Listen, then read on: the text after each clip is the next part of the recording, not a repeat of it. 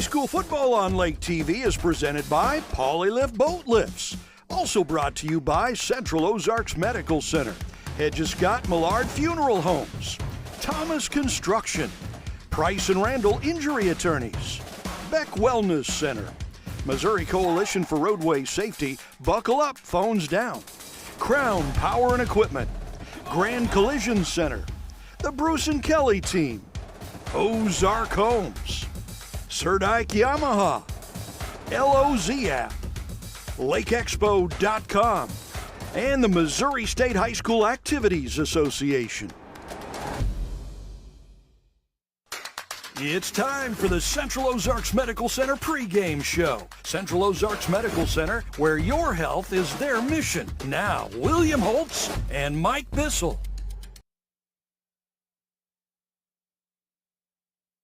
Hi, I'm Chad Nugent, owner of Thomas Construction, where we turn your vision into your dream home or your needs into reality for your business. We specialize in tailoring designs that are as unique and individual as our clients. From concept to creation Our licensed architect can handle it all with our in-house design service. We're not intimidated by challenges. Instead, we offer resourceful solutions. Experience the art of quality custom craftsmanship with Thomas Construction.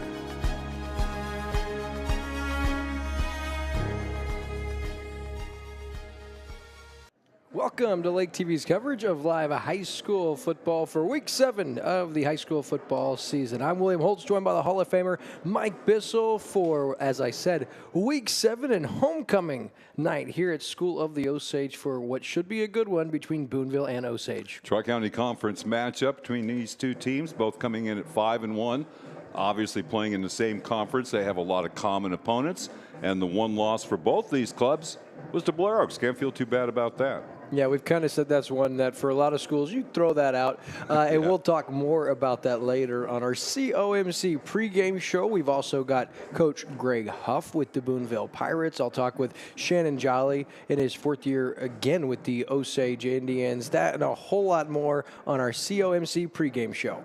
At COMC, your health is our mission. Central Ozarks Medical Center offers pediatrics at 2 lake locations and 3 OBGYNs at the Osage Beach Clinic, offering same-day appointments. At COMC, our doors are open to everyone, whether you live at the lake or just here visiting. COMC for the best medical, dental, and behavioral health care. Get more info on how COMC can help you at centralozarks.org. COMC, where your health is our mission.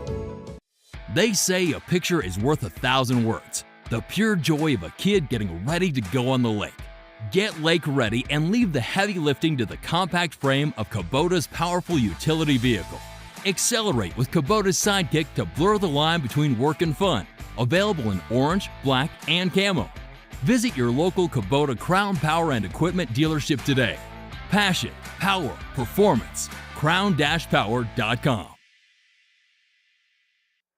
Back on Lake TV for high school football, presented by Poly Lift Boat Lifts. Mike Bissell and I here for our Central Ozarks Medical Center pregame show. And Mike, we're going to start with the visiting 5-1 Boonville Pirates, and they're coached by Greg Huff. And so how have they gotten to 5-1 through the first 6 weeks? Well, a lot of teams that we recognize the names. They won over Clinton, who's 1-5 on the season. That win over Versailles, that was only 27-14.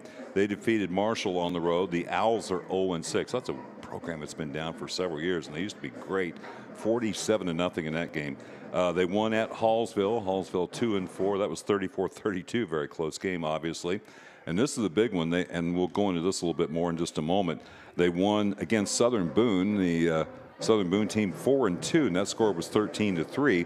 And then Blair Oaks, again, just throw that one out, 62-0. And then won over California last week. California 1-5. That score was 21-7. Boonville. Close. That last week was close. Well, yeah, and you look at Clinton 27-14, and Southern Boone just a 10-point game as well too. Boonville is 4th in Class 3, District 4, and they would host Eldon. But there's something else you have to consider here too. I mentioned they beat Southern Boone. Well, Southern Boone in district points right now is just ahead of them. So if it would stay that way, then they would automatically flip, because if you beat a team head-to-head, that put aside the point total, that doesn't matter. So they could move up to number 3 in that district, and they will finish up with Versailles and Eldon. So a big game for them here tonight to try to run the table on the end of the season. Yeah, I mean, they got to feel good about those last couple of games at 5-1. And you talked about the Southern Boone. That was big, right? Because both teams came in really hot starts to the season. And so there's still questions, though, about Boonville at 5-1. You look at a couple of those games, and throughout the year, they're only scoring 23.5 points a game. They're giving up 20 points a game. And so, I mean, it's really hard to figure out, man. 5-1, they've won some close ones, and they've got a couple blowouts would bloat that. But, of course, when you lose to a team like you do Blair Oaks, that will mess with those totals just a bit. But what that tells me is, like, Boonville's coming tonight, they're going to have to get off to a fast start. They're going to have to be the one to play error-free, because for all intents and purposes, Osage has really got to be the favorite coming into this one. I mean, just look at it, common opponents, and you never know. Matchups, one team could be great against another team and not so great against. You know, it's never going to work out just perfectly. Just say, oh, they beat this team worse than the other team did. But that 62-0 score, Blurks, that really skews the defensive numbers for them.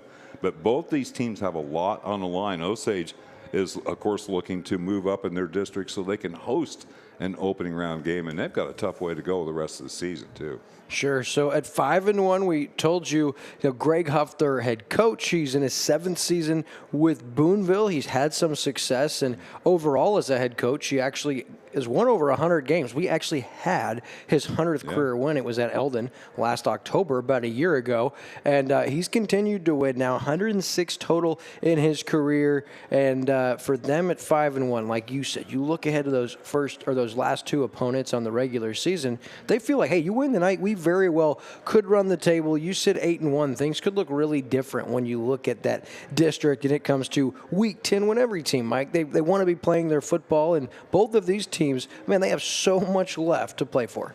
Yeah, and it means so much. You think, okay, just one game, but the difference between hosting or being on the road in that opening round of the district playoffs, that's huge. Everybody wants to be at home.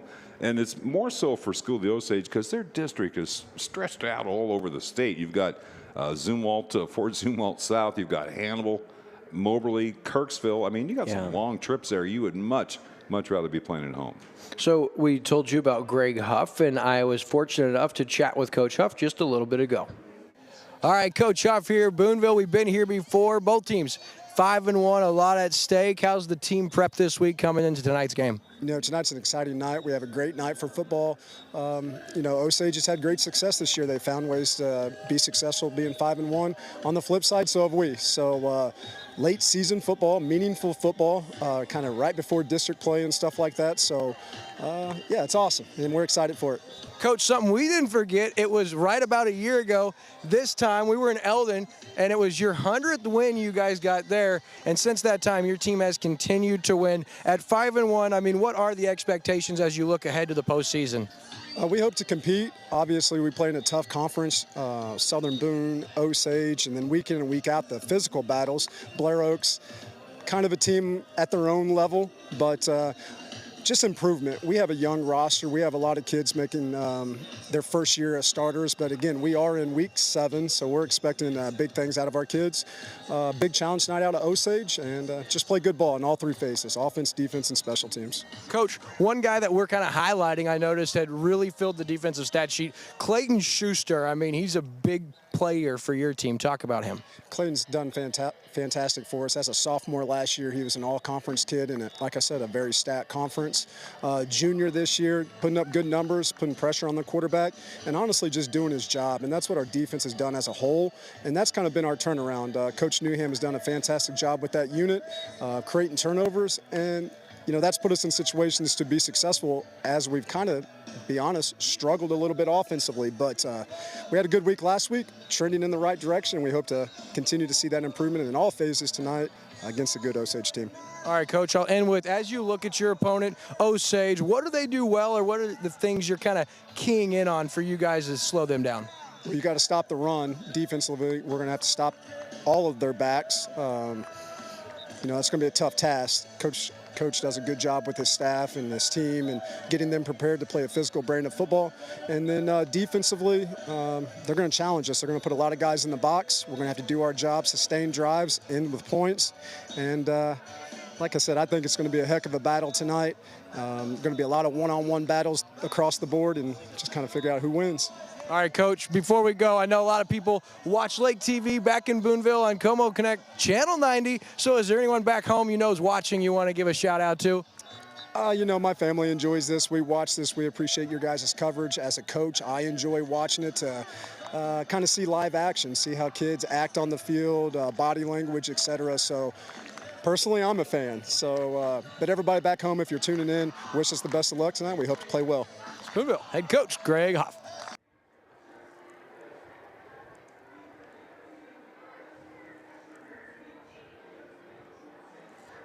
So that was Coach Greg Huff. We'll be right back on the COMC pregame show after this. Hi, I'm Chad Nugent, owner of Thomas Construction, where we turn your vision into your dream home or your needs into reality for your business. We specialize in tailoring designs that are as unique and individual as our clients. From concept to creation, Our licensed architect can handle it all with our in-house design service. We're not intimidated by challenges. Instead, we offer resourceful solutions. Experience the art of quality custom craftsmanship with Thomas Construction.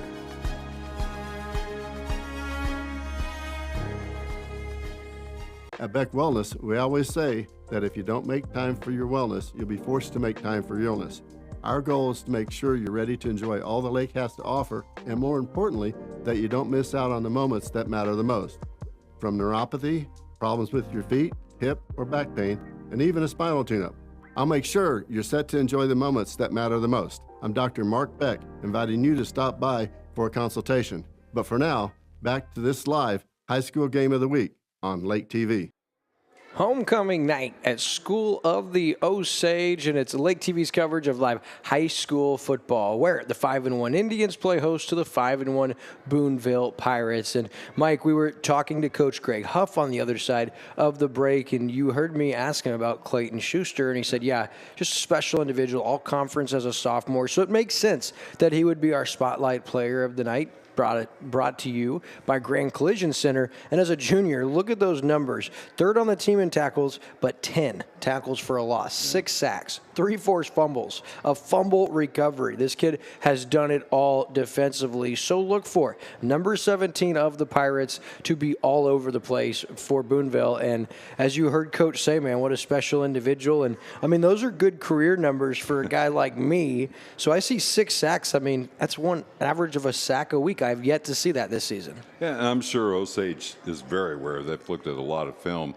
But looking at the stats that really jumped out at me offensively for Boonville, they don't throw the ball very often at all. So you got to imagine that Osage is going to be stacking the box against this Boonville team. They come in at 5-1. They've won a lot of close games. Again, the only loss for both these teams, Blair Oaks, you just throw that out because that's just ridiculous how good they are year in and year out. But this should be a fun matchup. I mean, 5-1's 5-1. I don't care who you play. It's still a good record. Sure, and you mentioned it. So Evan Bishop, the senior, their quarterback, he completes less than 50% of his passes, and he's thrown for under 100 yards on average per game. But he's accounted for 11 touchdowns and only 3 interceptions. He's thrown 8 touchdowns. So that 8-to-3 ratio is impressive when you complete less than 50% of your passes.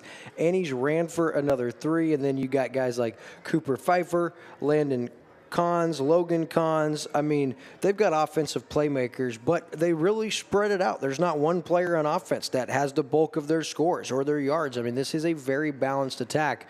And even though they complete less than 50% of their passes, Mike, and they don't throw for 100 yards, they have some big plays that are passing plays I've seen. And so don't sleep on this offense with Evan Bishop and some of these playmakers. And something else, too. There's been some really good football players come through this program over the years. They had a state championship game, it's been several years ago now, against California. They've had great running backs over the years, good team speed.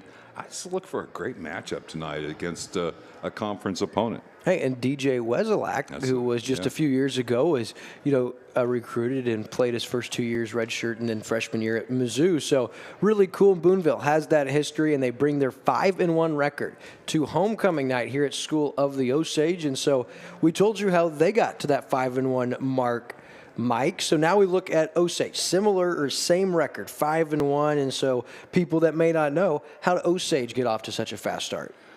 Well, they beat Bolivar 35-0 in impressive fashion. Bolivar just kept shooting themselves in the foot, so a ridiculous number of penalties.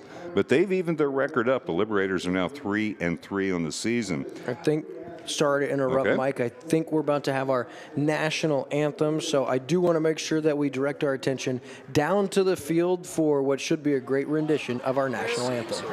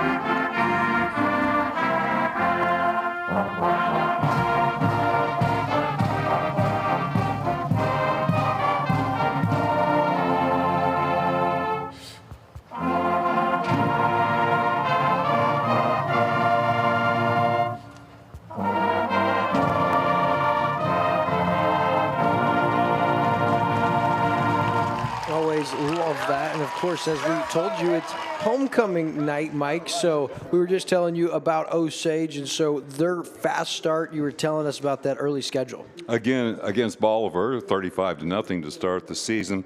At Moberly, Moberly's 2-4. Again, Osage won big, 39-6. Week 3 was at Blair Oaks. Again, they're 5-1. That one loss to Lutheran North, 42-0, in the wrong way for School of the Osage. And then a convincing win at California. California's 1-5. 30-7 was that score. And then their last game, they kind of ran it up on Hallsville. Hallsville 2-4 on the season, 52-6. Osage gets that win. Yeah, so they're scoring a whole lot of points, and as we get close to them entering the field, you start looking at the Osage team. Mike, they got playmakers all over. I don't want to give away our spotlight player, but Aiden Williams, the senior running back, A-Train, as we've, you think you were really the one that got permission to call him A-Train, right? I did, actually. He actually came up to me and said that. So right. Yeah, I remembered and thought that was cool. I wasn't going to argue with a kid, that's for sure. But you look at him, 720 yards, 6.2 yards per carry with 7 scores. And now as the Indians come out onto the field, you love the traditions that these local schools build, and this one for Osage, a big part of that. But Landon Childs, right, 38 tackles, 3 interceptions on the season, including a pick 6. He's tied with Hunter Schreiman, who's also got 3 interceptions as well. And so, man, Osage has playmakers everywhere, none bigger than our spotlight player of the game, the senior, Jason Colonius. And Mike, every time we've had Osage, this has been the kid that we've seemed to say time and time and time again. Yeah, this is a phrase that if you stop and think about it, doesn't make a lot of sense. He's just a football player. I mean, he can make plays. I think you could ask him to do just pretty much anything on the field, and he's going to make plays for you. I love watching kids like him play. Yeah, and so his numbers, he's been incredibly efficient running the football, just 28 carries, but 247 yards, 9 yards a carry. 5 of those carries to the house, meaning 20% of the time he's going to score. Only 4 catches, but for $142, he averages 35 yards a catch. Coach, throw me the football more, please. Yeah, exactly. And on top of that, leads the team in tackles with 46, 3 sacks, and 9 tackles for a loss, man. The senior, Jason Colonius, is that dude, I'm telling you what. And let's take a look at where Osage is in their district. They're 4th in Class 4 District 5. They would right now host Hannibal, and they're just behind Fort Zumwalt South. A tough schedule with 2 undefeated teams coming up for Fort Zumwalt. So they're playing North undefeated, Warrenton also at 6-0. So they could maybe fall and Osage could move up. But right now, hosting, Hannibal's fallen to 3-3. Now, School of the Osage finishes with Southern Boone. And at St. Francis Borgia, that's a tough game. The Knights are 6-0 up in Washington, Missouri. And that game came about because of Versailles leaving the conference. Wow, and so we'll keep you updated on that. And we got some scores around the area we'll tell you about. And we also want everybody to know, because it is homecoming tonight here in Osage, that as part of our Hedges Scott Millard Funeral Homes halftime show, we're fortunate enough to have the entire coronation ceremony brought to you as part of the halftime show because of our good friends over at Surdike Yamaha making that possible. So don't go anywhere at halftime, not only our halftime show, but all of the festivities for that coronation ceremony. And so much at stake when we just talk about the football game, right? Both teams 5-1, and you get the sense when we talk with Coach Shannon Jolly, you know, he's been here before, but man, I can't remember the last time coming into week 7. They were 5-1. He only had 1 loss because we know his teams get better. They get stronger, but he just seemed to be focused tonight. He really seemed to have these kids with their eyes on the prize, and I got an opportunity to talk with him earlier tonight. Back in Osage for homecoming night, Shannon Jolly, head coach of the 5-1 Indians. Coach, how was the week of practice leading into tonight's big matchup with Boonville? You know, I think balancing all the activities and stuff, our kids did a super job. So, you know, it's been a good week. I know you're always focused on business that next week, but through 6 weeks, you guys have had some injuries, you guys have had some struggles, but to be 5-1, you got to feel pretty good coming into week 7, right? Yeah, 6-0 would be even better, but you know, we can do that. Can't change that. So yeah, we feel good. I mean, we're still continuing to grow a little bit. We just hope to get better tonight. Coach, one thing that I've noticed that I haven't heard anybody else talking about is you guys have dominated the turnover battle this year. You guys are +7 overall coming into tonight. Is there any keys to why you guys have protected the football and really limited those big turnovers? Well, I think we've always protected the football. Actually, we've protected the football in the past better than we have this year. It's just about the defense coming up with significant turnovers, our havoc plays, as Coach Hess talks about. So that's really been the swing, is our defense has been kind of flipping that script a little bit. All right, so for Osage to go to 6-1 and beat Boonville tonight, what needs to happen? How do you see that playing out? We need to win the turnover battle and do that, as you just mentioned. See, that was awesome.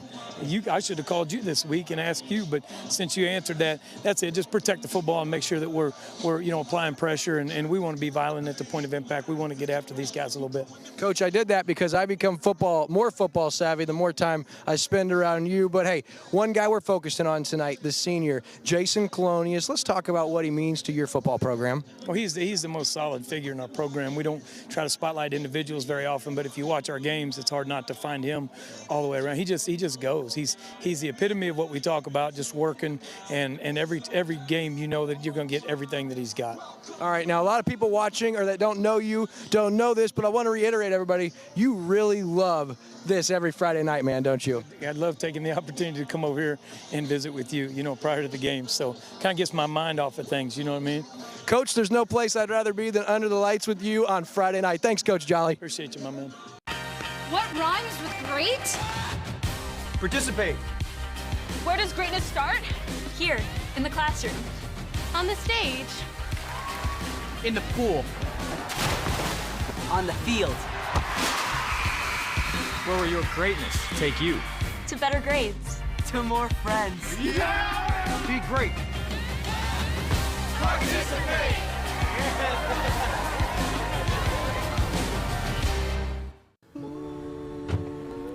Hi, honey. It's your mom. I know you're probably working, but I just saw on the news that 3 people die in car crashes every day in Missouri. I just think about you driving around, and it makes me so worried. So buckle your seatbelt, don't look at your phone, and don't speed. And I know you know this, but please always drive sober. You're a good kid. Just be safe, okay? Mom loves you. Okay, bye.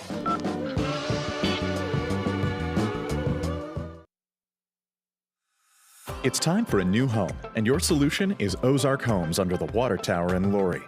Your home is and should be your safe place. At Ozark Homes, we take your dream and make it a reality while staying within your budget.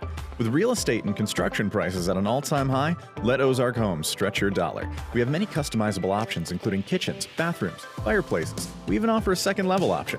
Quotes are always free, so give us a call or stop by today. Ozark Homes, making homeowners' dreams a reality for over 30 years. Back here on Lake TV for our Game of the Week, presented by Polylift Boat Lifts. I'm William Holtz, joined by the Hall of Famer Mike Bissell from School of the Osage. And Mike, tonight's homecoming night, so many things happening here, but what's big for us and for a lot of our viewers, both of these teams 5-1 and a 6-1 record on the line. Of course, the loser get their second loss of the year, and things will look a lot different in regards to 2 weeks left following tonight. And as we look around the lake area, Mike, we look at Eldon, as you said, they got Blair Oaks, man. That is going to be tough. Eldon at 3-3. They've lost 3 in a row after starting 3-0 under first-year head coach Nick Griffin. As we get a look at Greg Huff, the Boonville head coach, and his captain set to meet here at midfield. But as we continue around the area, one game that I'm interested, I know you are as well, is that Camdenton and Hickman game. Both those teams at 3-3. That one should be interesting. Yeah, the Cupies have been kind of a doormat in football for several years. And, of course, they're playing Rockbridge and all the other big schools that they have to play. But they've won some games this year, and that's pretty impressive for them. You mentioned Eldon 3-3 hosting Blair Oaks. Eldon's lost 3 in a row. They finished with road games at California, and they will take on this Boonville club as well. Right now, they're 4th in Class 3 District 4 and would play at Boonville. They could very well end up playing back-to-back games against the Pirates. Versailles 1-5. They're at Windsor. The Greyhounds are 5-1. And that's been a good program. They won a state championship back in just 2020, just 4 years ago. Versailles has fallen to 7th in Class 3 District 4, and they would play at Knob Noster if things stayed the same right now in their opening round. And they finished, as we mentioned, with Boonville, and then at home with Sherwood. Yeah, so some interesting matchups, and as we were talking about Coach Jolly, I brought up the turnover battle for Osage so far. 6 turnovers this season, so they're averaging just 1 turnover a game, and 2 of those were in that Week 3 game we had that were late and really didn't mean a lot, right? Exactly. But they've forced 13 turnovers this season, which is over 2 per game. Man, that's impressive, and you're going to win some games now as we are set. So we'll direct our attention to center field, courtesy of Lake TV's Sean Kober.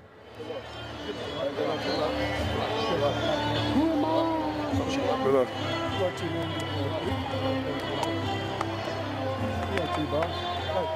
All right, guys. All right, guys, sportsmanship's the name of the game, all right? Once you hear the whistle blower, you know the play is over, stop what you're doing, okay? Even if you're 15 yards away, 20 yards away, even if it's legal, don't do it, okay? You guys are your team leaders tonight, so if you have any questions, come to Ronald right here in the middle. Coaches, likewise, any questions, just let us know. Anything? Coaches release. Okay, Boonville, you are the visiting seniors. You have the choice of the toss. That is a head, that is a tail. That's a head, that's a tail. What would you like to call it? Tail. What do you say? Tails is a call if I drop or flip. It is a head. You won the toss. The furthest I'm going to have like on the bird. So stay right here. Go, kick off!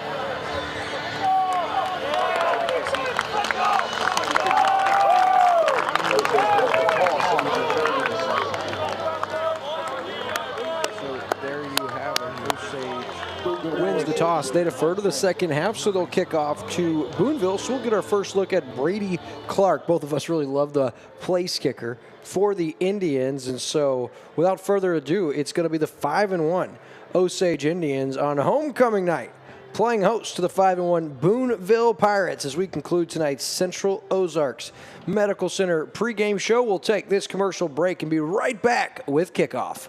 Competing on the field requires hard work. It also requires effort and making good choices, which carries over off the field. Like good choices behind the wheel of your car. Did you know that a driver is 20 times more likely to be in a serious accident if texting and driving? Last year alone, 104 people were killed in Missouri from distracted driving. So keep leading the statistics. Don't become one. Buckle up, phones down. This Drive Safe, Boat Safe reminder brought to you by Price & Randall Injury Attorneys.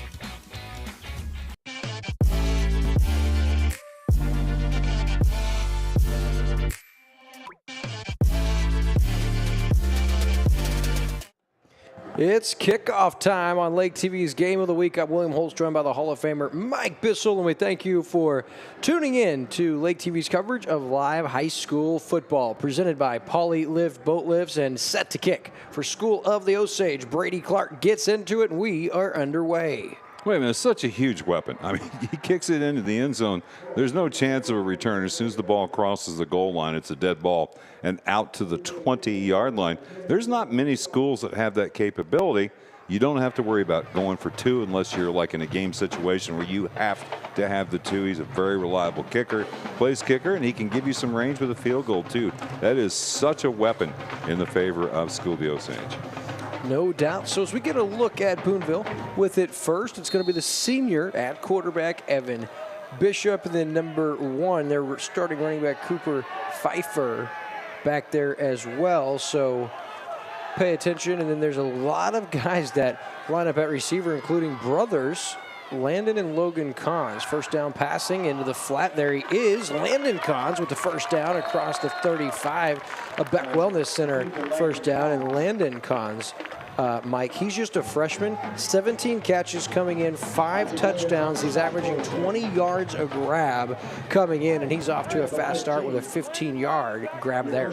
Yeah, killed his average there with that 15-yarder, and that was just too easy.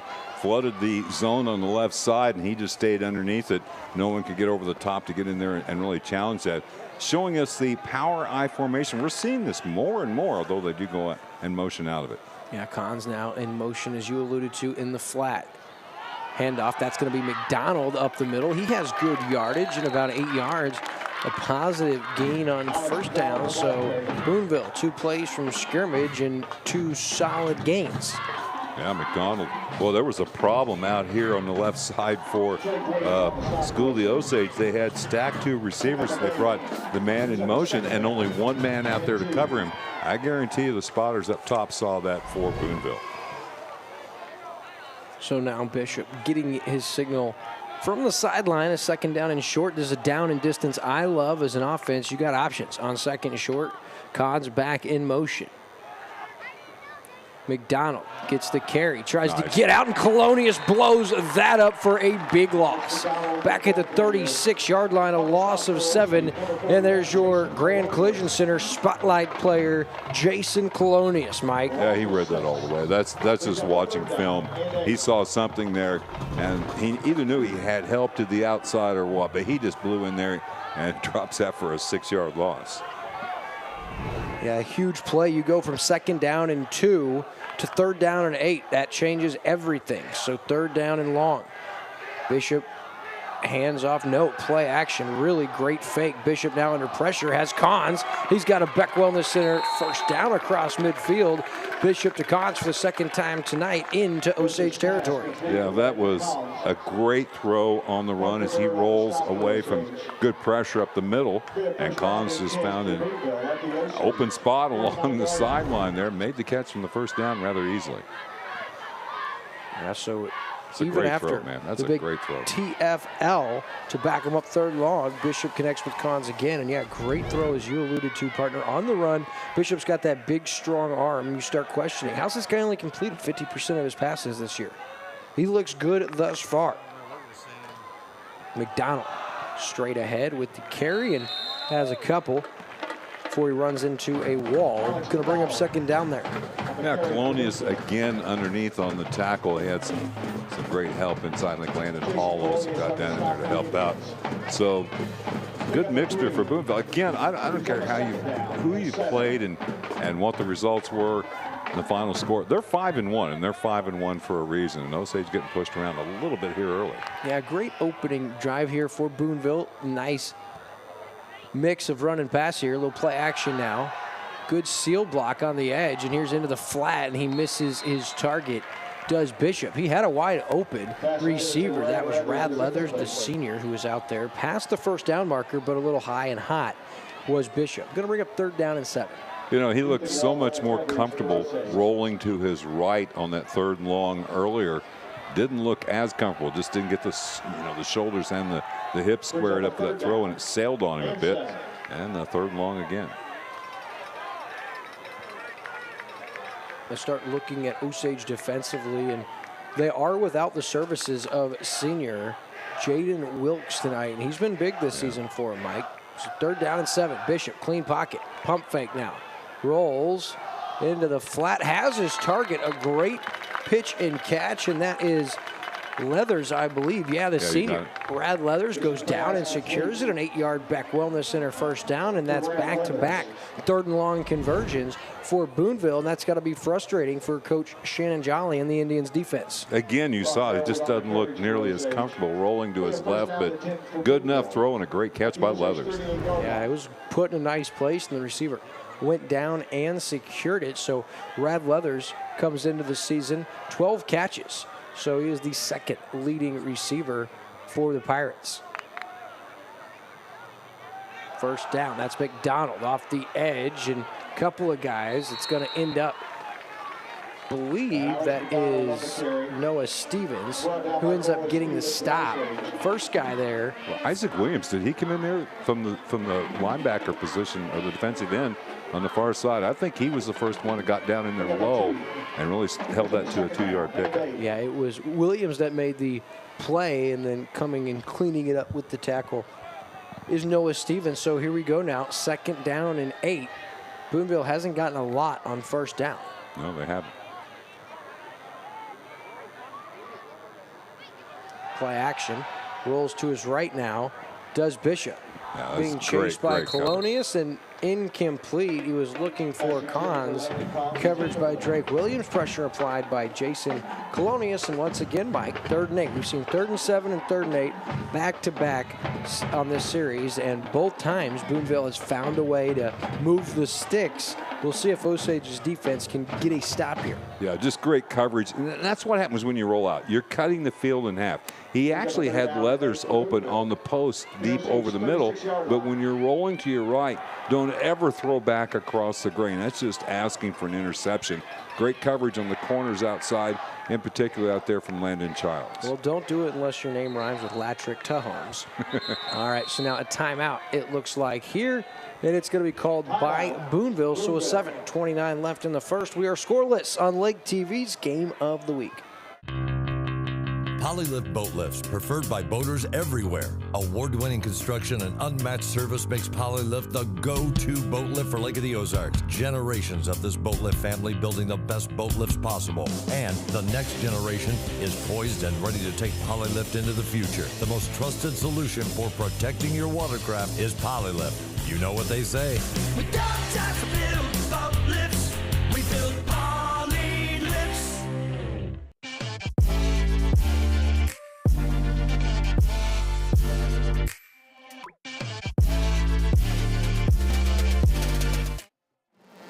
Back on Lake TV's Game of the Week as we get a look at our Ozark Homes fan cam, and it's the Osage band. We heard them with the national anthem, and I bet we hear more of them throughout tonight. So another 3rd down and 8 now here on this opening possession, already eating off 4.5 minutes off the clock here in the first quarter. Boonville now with Bishop out of the shotgun, Cons in motion. This play will probably decide whether it's 4-down territory or not. And Osage sniffed that one out on 3rd and long. They keep it on the ground to McDonald, but staying home are the Indians. And defensively, Eric Murphy? Yeah, I believe so.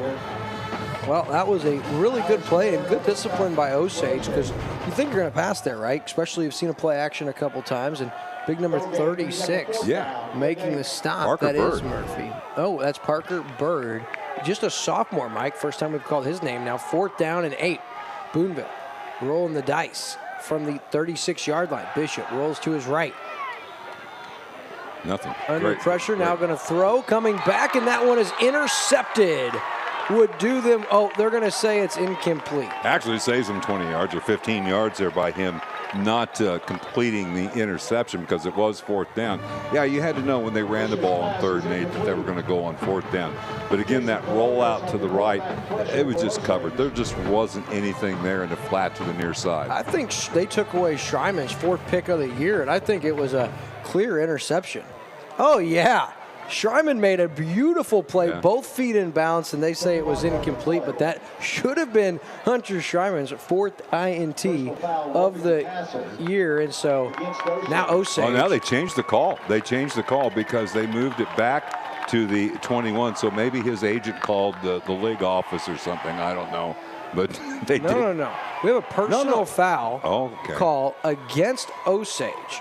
Somehow Boonville maintains possession. I think they get a roughing the passer. They're going to move the football to the 21-yard line. 1st and 10 Boonville after all of that, Mike. Okay. Well, I didn't see the flag on that one. That must have been very, very late.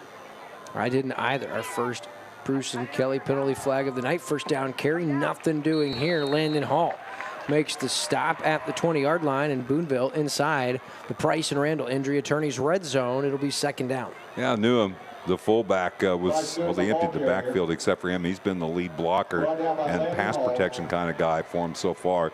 Gets his first carry, and Landon Hall, as you mentioned, slanted down from his defensive end, was able to come from behind and make the tackle. So 2nd down and 9, that's got to be disheartening for Osage. 3 times, and now they felt like they had him stopped. And then, of course, the INT or 4th down turnover on downs and a penalty flag extends the drive. So 2nd down and 9. Bishop, play action. Rolling is Bishop. Under pressure, here's Colonius. Throws, and it was a really nice throw by Bishop. He hit his target right in the hands, but it was hot coming in. Bryce knew it. Yeah, Newham was moving toward the sideline, and the pass was behind him, so he had to change his momentum, reach back. Certainly a catchable ball, but not an easy catch by any stretch of the imagination. Hey, 3rd and 9. We're used to this. We're 6:01 into the half, or the quarter, I should say. I don't guess they're going to take the timeout. I guess the kids are used to playing in 80 to 90 degree weather now. It doesn't matter that much. And you notice which Indian had corralled Bishop and forced the errant throw. That was Jason Colonius once again. So 3rd down and 9. McDonald gets the handoff, tries to get outside. He's got some room inside the 10, all the way down to the 6-yard line. That's a Beck Wellness Center 1st down, and it'll be 1st and goal for the Boonville Pirates. Well, we've seen McDonald run the ball now. That's his 6th carry. And the first 5 were all just putting his head down, getting up ahead of speed, and just crashing into the line. The first time we've seen him get outside, he gets a good block from a wide receiver and is finally ridden out of bounds at the 6. What a shot by Lake TV Sean Cober. Are you kidding me? Yeah, he hung in there too, man. He could have had his legs cut pretty easy. Is that Lake TV Sean Cober or ESPN Sean Cober? First down and goal, Boonville's Evan Bishop takes the snap. McDonald once again up the middle, trying to fight for extra yardage. He'll be wrestled down at about the 4-yard line after a gain of 2. That's Parker Bird again getting down low and really slowing the progress, making the tackle, holding it to about a 2-yard gain there from McDonald.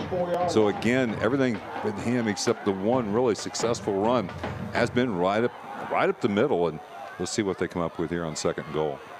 Yeah, I would expect a play action with the way they've been passing the football out of that play action, Mike, and they've also been mixing in a run every 2nd or 3rd play. So look for the play action here on 2nd and goal, and we'll see if Osage sells out. Bishop takes the snap. He does. Play action going to roll to his left. Into the flat, has his man. A good throw, almost making a great catch. And that was once again number 21, the senior, Brad Leathers. And it was really put in a position, Mike, where only his receiver could go get it. It hit the hands of Leathers, but it would have been a tough catch. Yeah, just a soft roll to the left. Yeah, it was right there, man. It was a pretty good throw. You had to put it down low as he was already kind of going to the ground there. But well, if it was easy, anybody could do it, as it turns out. 3rd and goal, and you have to expect they've went on 4th down before, so this is probably 4-down territory even here from the 4-yard line. We don't know anything about their kicking game. No, or how big Coach Huff would consider an early field goal. So 3rd down and goal. Up the middle is Bishop, and he fights, and he's going to be taken down at inside the 1-yard line. He gets ever so close to punching that in, bringing up a 4th down and goal from the 1-yard line, Mike. And they're going hurry up here. And it was Colonius who corrals him, and here's Bishop once again up the middle into the end zone for the score. Then on 4th down and goal, Boonville goes quick, and they strike first. And brilliant opening series. They eat 6 minutes, 23 seconds off the clock to go 80 yards. And they punch it in on 4th and goal on quarterback Evan Bishop's 4th touchdown run of the season. And now we'll see the extra point attempt for Boonville. Out of the hold of Tatum Huff, the coach's son. Kick is up, and it is good. So Brad Leathers adds the point after with 4:37 left. Boonville leads 7-0. Being close to the water makes you more you. It's where the great unknown brings clarity. And letting go is how you really get going.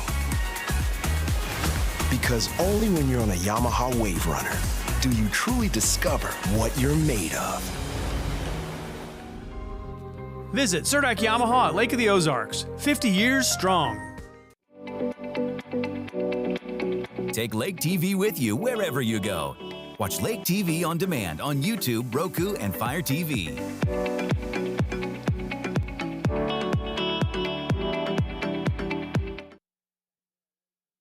Mike, how about that opening drive for the Boonville Pirates? One penalty in the game. It kept the drive alive for Boonville, and well, they went to Bishop, just let him finish those last 4 yards on just kind of hesitating after taking the snap, looking to see if there was a void. As it turned out, both times it was off to his left, and he was able to get it in on the 2nd try. So 4 minutes, 37 seconds. Quite the drive. They were helped with the big penalty. Still don't know exactly what happened, if it was roughing the passer, but it was personal foul. Now here's Schreiman, returns this. Nice little stutter step across the 30 and fights his way to the 34-yard line, and that's where Osage's first offensive possession begins. Darren Leonard on the tackle for the Pirates. Haven't gotten any other scores in yet, William, but will be getting Versailles and Windsor, Eldon, Blair Oaks. And who's Camden got tonight? Hickman? Is that right? Yes, sir. The Cupies.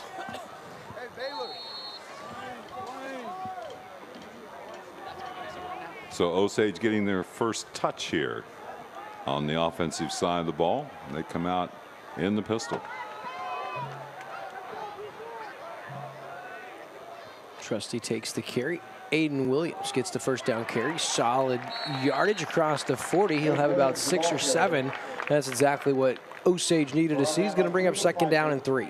You can see what kind of running back is, not by watching the running back, but how the defenders, especially the defensive backs, want to make the tackle. They want to get low, man. They don't want to be standing up straight when Williams hits them, and they get low and try to get into the legs.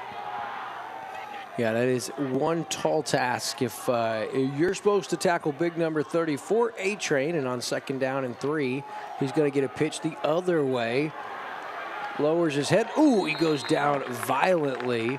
He's upended after a 4-yard gain. A Beck Wellness Center first down, and Williams hops up, and kind of a breath of fresh air let out by everyone here in Osage. When they saw him go down, that was a hard hit. Yeah, Cooper Pfeiffer was down low, had some help over the top. Pretty good blocking out there. Pfeiffer, good, solid tackle, good form tackle. Calls the 45-yard line now. Trusty, this time it's Colonius who gets the carry, cuts back across. Big Jason Colonius, first touch of the night, goes for 8 into enemy territory to the Boonville 47-yard line. Yeah, just a little toss. I mean, you have to focus on Williams a little bit.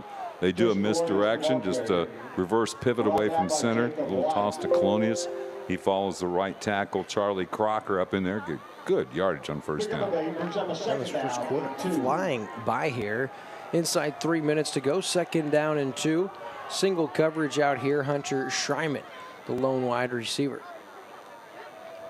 Aiden Williams, slow developing, now bounces outside, and the penalty flag flies. Williams, little stutter step inside the 25 down to the 20. I believe it's all for none, and I will tell you, for Boonville, Mike. That's a break for them because, I mean, you're at the line of scrimmage. Yeah, you can block a guy in the back at the line of scrimmage, and there it is. I mean, it's right on the line. They're going to call Noah Stevens for that, but that looked like a good block at the line for me. Cooper Pfeiffer, glad that play won't stand, so it won't be in any highlight reels as an unofficial run, but Aiden Williams put it on him on that one, Mike. Yeah, he got the pads lower that time and made sure that he initiated the contact. They're going to throw the flag. Again, that just reinforces my point. The flag was thrown right at the line of scrimmage. You can block somebody in the back there, but I guess away from the center of the line, it's going to look a little more obvious. So Osage, their second penalty, and well, all penalties hurt, but those have really hurt.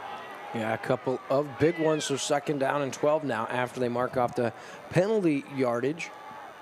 Colonius once again gets the carry, and he's going to be tripped up. Solid effort there for Boonville. Number 43 with the stop. Logan Collins as well, too, number 13, helping out on the tackle as Colonius gets his second carry, only about 3 yards, but 3rd and 8. That's a magic number tonight, isn't it? Every time we've had a 3rd down, it's been 3rd and 8. Yeah, it seems like it, so we'll see what Osage does here. We've yet to see Trusty air it out. They've kept it on the ground thus far, and who wouldn't when you got Aiden Williams, Drake Williams, and Jason Colonius. Into the flat. Nice throw. Yeah, really nice throw. Coming back, Noah Stevens, and Stevens does just enough to move that across the 45 to the 44-yard line. That's going to be enough for a Beck Wellness Center first down, and great awareness right there from Noah Stevens, Mike. Yeah, he knew right where he was at. The throw actually brought him back short of the first down, and you can't argue with the spot because the official was in perfect position on the sideline to make the call and move the chains for the Indians. So fresh set of downs for Osage. They've got it at the 44-yard line. Here's Trusty out of the gun, goes back to Aiden Williams, cuts back across. Nice cut back down to the 40. Oh, and now they're going to say the ball popped out. We'll wait for the officials' ruling. Everybody on the Boonville side, but they don't get a vote. They were calling for the fumble. Still some talk about it. And they're saying, boy, that was a late call. I didn't see it, William. I didn't get a good look at it. We'll wait for our Crown Power and Equipment Instant Replay, but Coach Shannon Jolly can't be happy here. Oh, he's down. I don't know, Mike. It looked like the Boonville player had started to rip it from Williams when he turned, and it looked like it was on its way out. However, you don't love the lack of deliberate call if you're the coach or you're the other side. Let's get another look here and see. I thought when he spun around, his hip hits and then the ball comes out. That's what I'm seeing, but of course I'm further away from the monitor than you are. It's tough to say. It doesn't matter either because both of us, we're up here, and the officials end up giving it to Boonville, but the delay here, little play action into the flat looking for Cons and Landon Childs right there. So 2nd down and 10. And so here's an opportunity for Osage to show that we talked about the turnover battle, right? They're forcing 2 per game. They're only averaging 1 per. Well, there they go. They give a gift to Boonville, already trailing 7-0. So can Osage's defense get a stop here, or does Boonville extend this lead here in the first quarter? Well, it was a great play by Childs. He read that all the way. He planted that right foot and drove to the receiver to get there to break up the pass.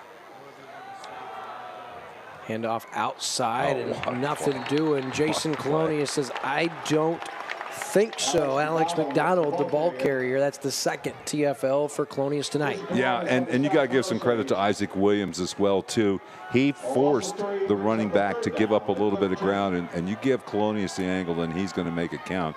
3-yard loss on the play.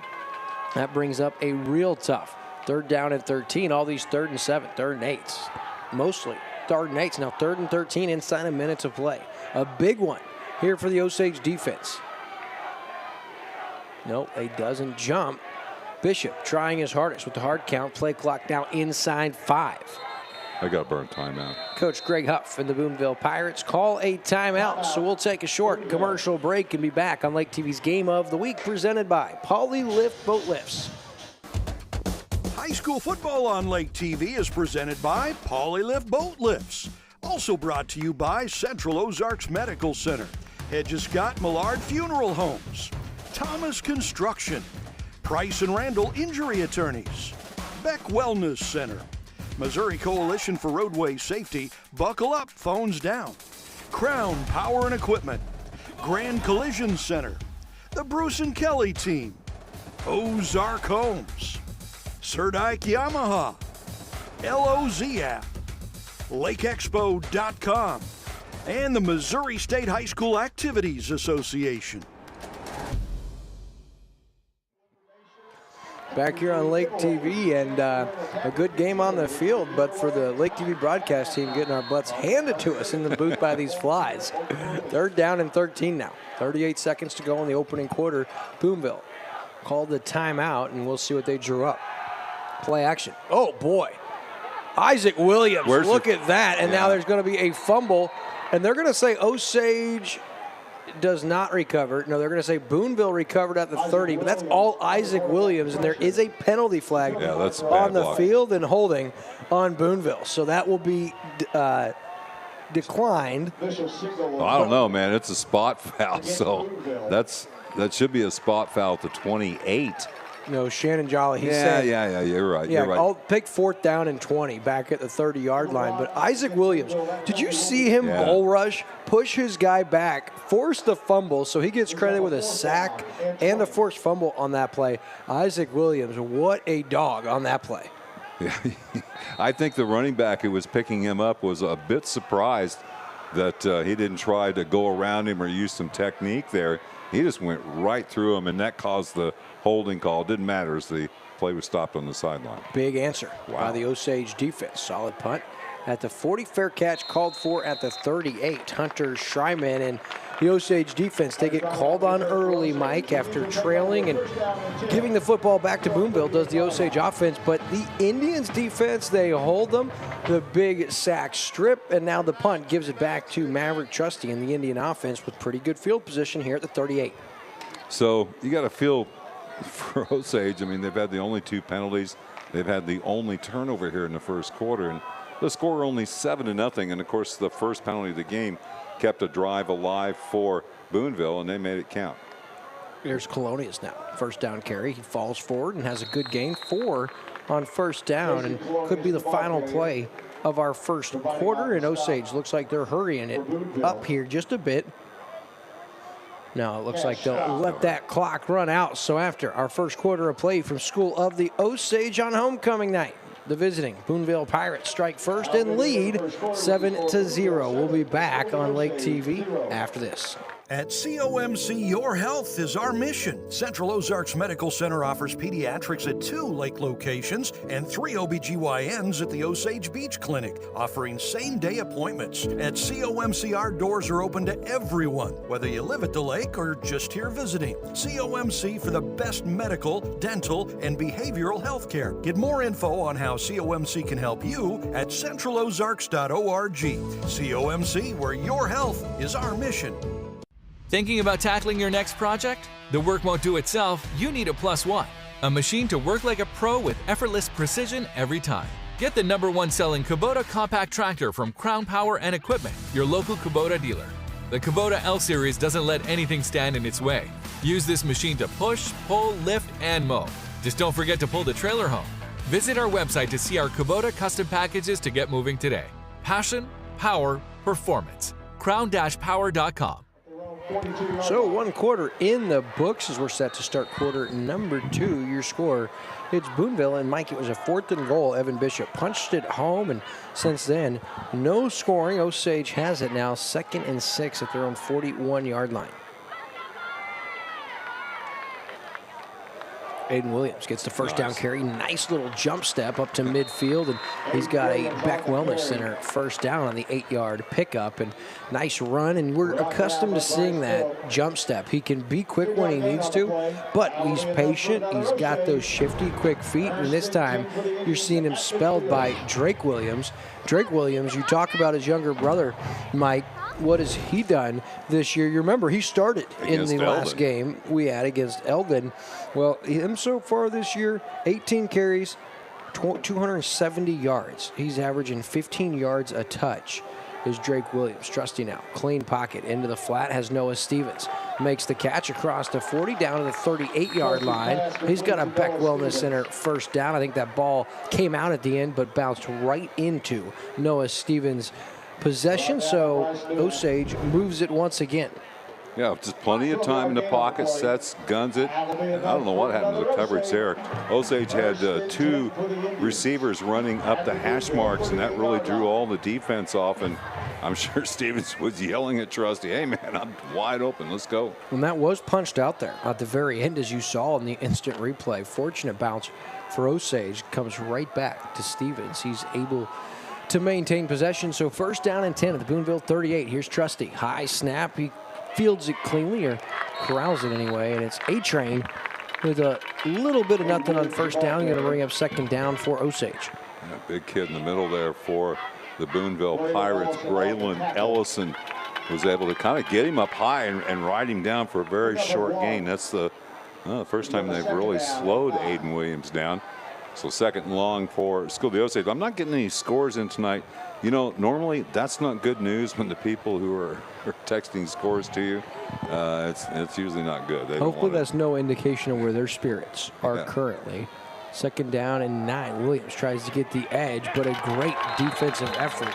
That closes quickly. I don't see a number 43. It's Brody Porter. Okay. He wears 53 and 43. I'm sorry, I forgot to point that out to you. So, yeah, good play there by Porter, who was able to come down the line of scrimmage. Williams had to give up a lot of ground there early, and they just couldn't outrun the coverage. Yeah, he lost at least 2. Going to bring up 3rd down and 12. And even an Aiden Williams stiff arm couldn't shake Porter. So 3rd down and long. We're inside. 10 minutes to play here in the first half.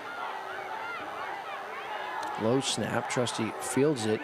Throws into the flat. He's got Colonius, who runs a great route. And here's Jason Colonius inside the 20 down to the 18-yard line. He's got a 22-yard.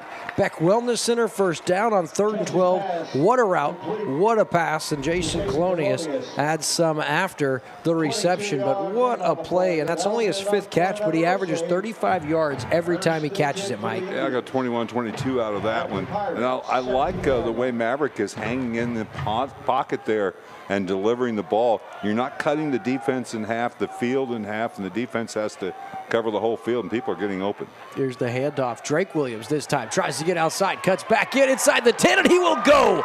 Drake Williams from 18 yards out, and Osage scores with 9:20 left in the second quarter, Mike. And Drake Williams, he saw the edge. It was all over. Yeah, he's an impressive runner. He got the ball in the wrong hand to start with, but that's all right.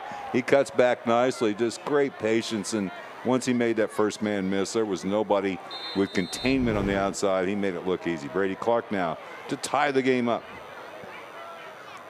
Childs does a nice job getting that down. Clark, the extra point is up, and it's all the way to Brumley. And with 9:21 left in the first quarter, we are tied at 7.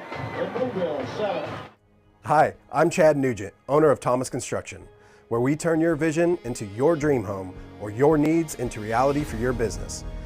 We specialize in tailoring designs that are as unique and individual as our clients. From concept to creation, our licensed architect can handle it all with our in-house design service. We're not intimidated by challenges. Instead, we offer resourceful solutions. Experience the art of quality custom craftsmanship with Thomas Construction.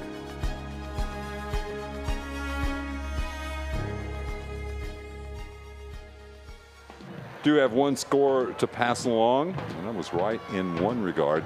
28-0. Blair Oaks over Eldon at the end of the first quarter of play. Nothing really unexpected there, but man, oh man, Eldon reeling after starting off the season 3-0. This would be loss number 4 in a row if that score stands.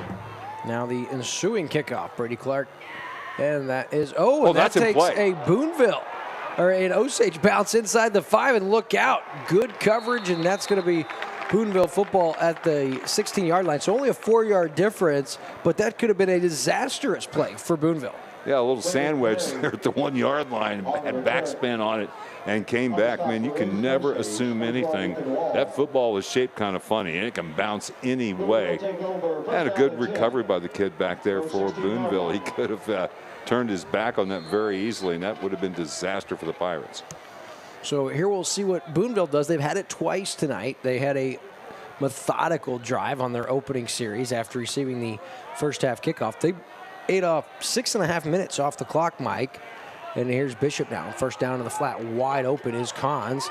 And there's going to be a penalty flag. I think that's going to be holding upfield. And now there might be another penalty after the play on Arrowwood, but this official didn't have a flag. He was looking for his flag after the play. Yeah, they're calling holding there, but that could have been offensive pass interference because there was a pick set by Bryce Newham.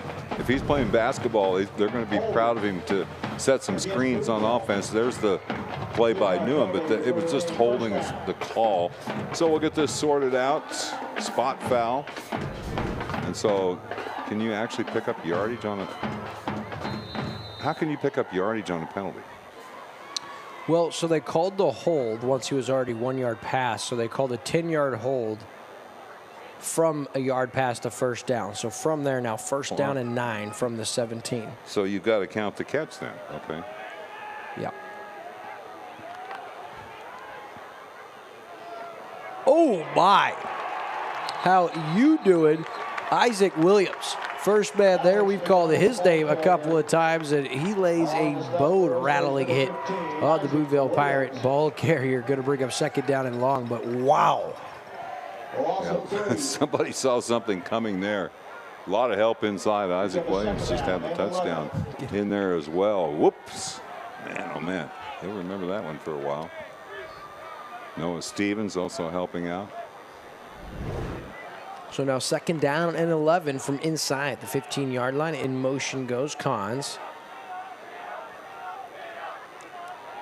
Clean pocket for Bishop. Now that changes. Throws into the flat, has his man wide open. Plenty of room, but great closing speed on the edge for Osage. So third down now coming up, and this has been a down that Boonville has seen some success on. I think they're 3 for 4, maybe 3 for 5 tonight on third downs thus far, but third down and 5 from their own 21-yard line. Osage would love a stop here.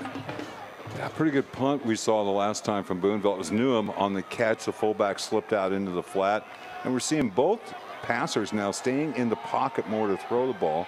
and they've been successful with it. Into the flat looking for Cods. At this time, he's got a Beckwell to center first down and up to the 35-yard line, finally taken down by Schreiman and blocking downfield for Boonville. Big number 21, that's Rad Leathers, and we've called his name earlier, the senior, and I mean, the defense is giving you that, right? Right. Well, again, we've talked about this so much. You roll out, you cut the field in half for the defense. And we've seen both, well, Trusty, all three of his passes that he's thrown and completed have been from the pocket. And now we see Bishop staying in the pocket more often too, and he's got the whole field to work with. Nice First move. down carry, a nice first step, but not a whole lot for McDonald. Going to bring up second down now. And I like what Boonville's doing because this is a nice balance on offense, Mike. You're really making Osage defensively stay home, stay disciplined, and you're not allowing them to guess the snap count and cheat because you've been so balanced. You have to stay disciplined. So second down and 7, and we've yet to see anything too far downfield, but what I have noticed is both quarterbacks in the early going have had clean pockets passing the football tonight.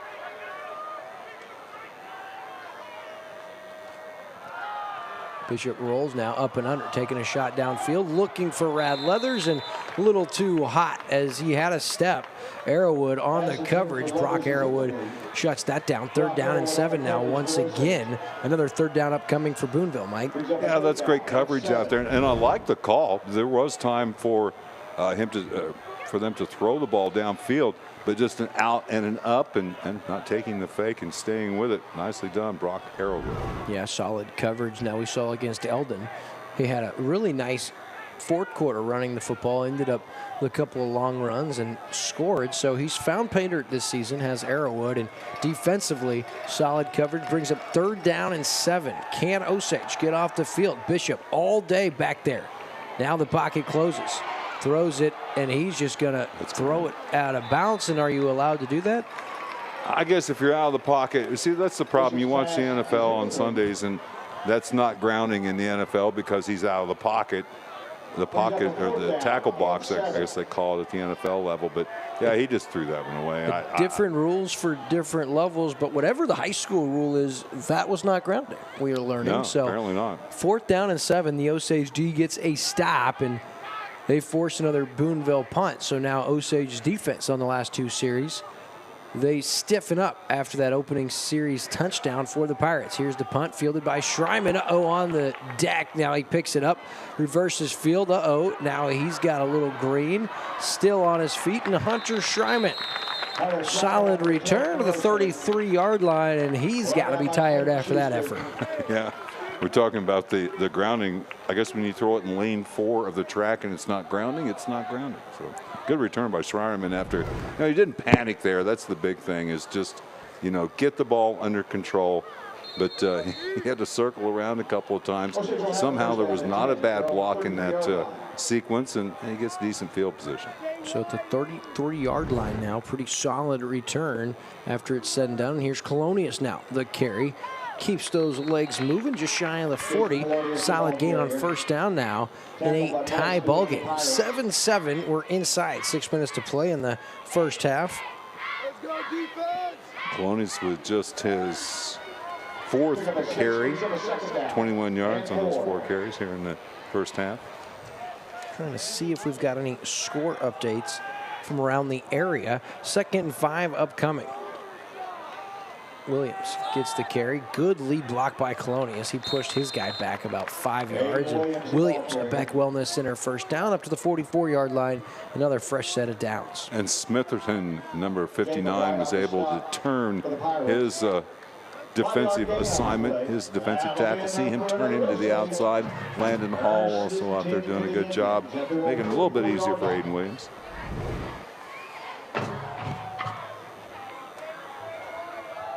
Inside 5 minutes. The first half flies by here. Trusty first down handoff up the middle. Aiden Williams, in that fullback position, trying to catch Boonville napping. And Aiden Myers and others in on the tackle. Clayton Schuster as well, 4-yard pickup. And really, I mean, didn't look like a whole lot to him, but still picks up 4 yards. Go figure on the first down carry for A-Train. Yeah, a little bit different formation. We saw the split back veer there.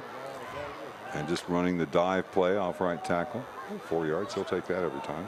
Camdenton up 21-6 over Hickman currently in the second quarter. So pitch outside to Aiden Williams. He cuts back across, and really nice play. Rad Leathers drops him for a loss. He gained 4 on first down. He loses 4 on second down as Rad Leathers stops him in the backfield, brings up 3rd down and 10 now for the Indians. Yeah, they run a misdirection with the man in motion, showing the jet sweep, and it looked like a well-designed play, but when the guy makes an outstanding defensive play, it doesn't matter. Leathers was able to get penetration and stayed with Aiden, 3rd and 10. So we'll see what the Indians draw up here on 3rd down and long. Clean pocket. Trusty going to take a shot. He was looking for Colonius and overshoots him by a wide margin. Falls incomplete. Going to bring up 4th down and 10. And now Boonville's defense stands strong, and they force 4th down and a punt situation for the Indians. Yeah, pretty good hold there by the defense for. Well, I got a surprising score for you. No, it's not what I thought it was going to be. It's Windsor leading Versailles 32-6. No, wait a second. Okay. It's worded a little odd here. 32-6, Windsor Greyhounds. That used to be a Tri-County Conference game, but neither one in that conference anymore, obviously. And Windsor having a really nice season. I believe they're, 4-2 this year, 5-1? 5-1. And again, a state champion just 4 years ago, too. Yeah, so that is a tough one, and they're up early. Solid punt here by Trusty, and look at this, a dandy, needed no help. Arrowwood was down there, but it goes out at the 5. That's a 51-yard punt, and that's one way to flip field position. Maverick Trusty, a 51-yard punt, and Boonville has it 1st and 10 at their own 5-yard line. Wow. Yeah, I got the end-over-end roll there, but he hit it well. That was really well done. Arrowwood, I like what he did. He didn't try to do anything, but just slapped the ball out of bounds on the sideline there. So Osage, with all of their timeouts left, I believe if they can get a stop here, they can get good field position. And I don't believe Boonville only has 1. Now it shows 2 on the scoreboard. They've used at least 2. I agree. They've called 2 timeouts here in the first half. So 1st down and 10. Boonville backed up. Evan Bishop out of his shotgun. Cons goes in motion.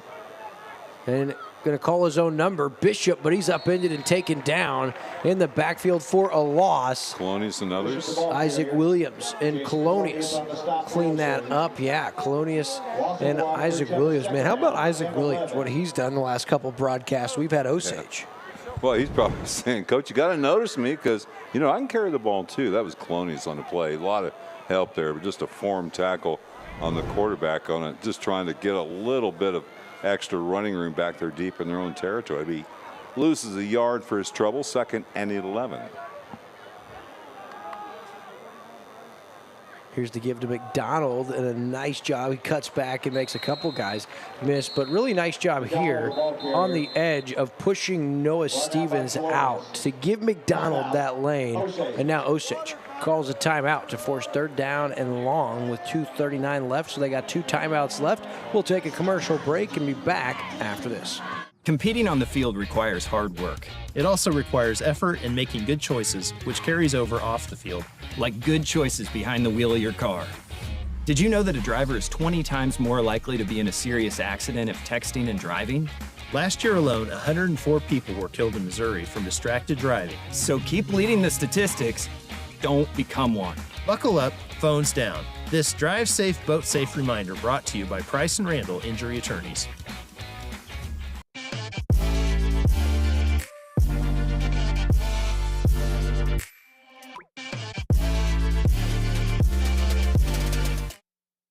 Well, big 3rd and 7 here from the 8-yard line of Boonville. Osage uses their first timeout.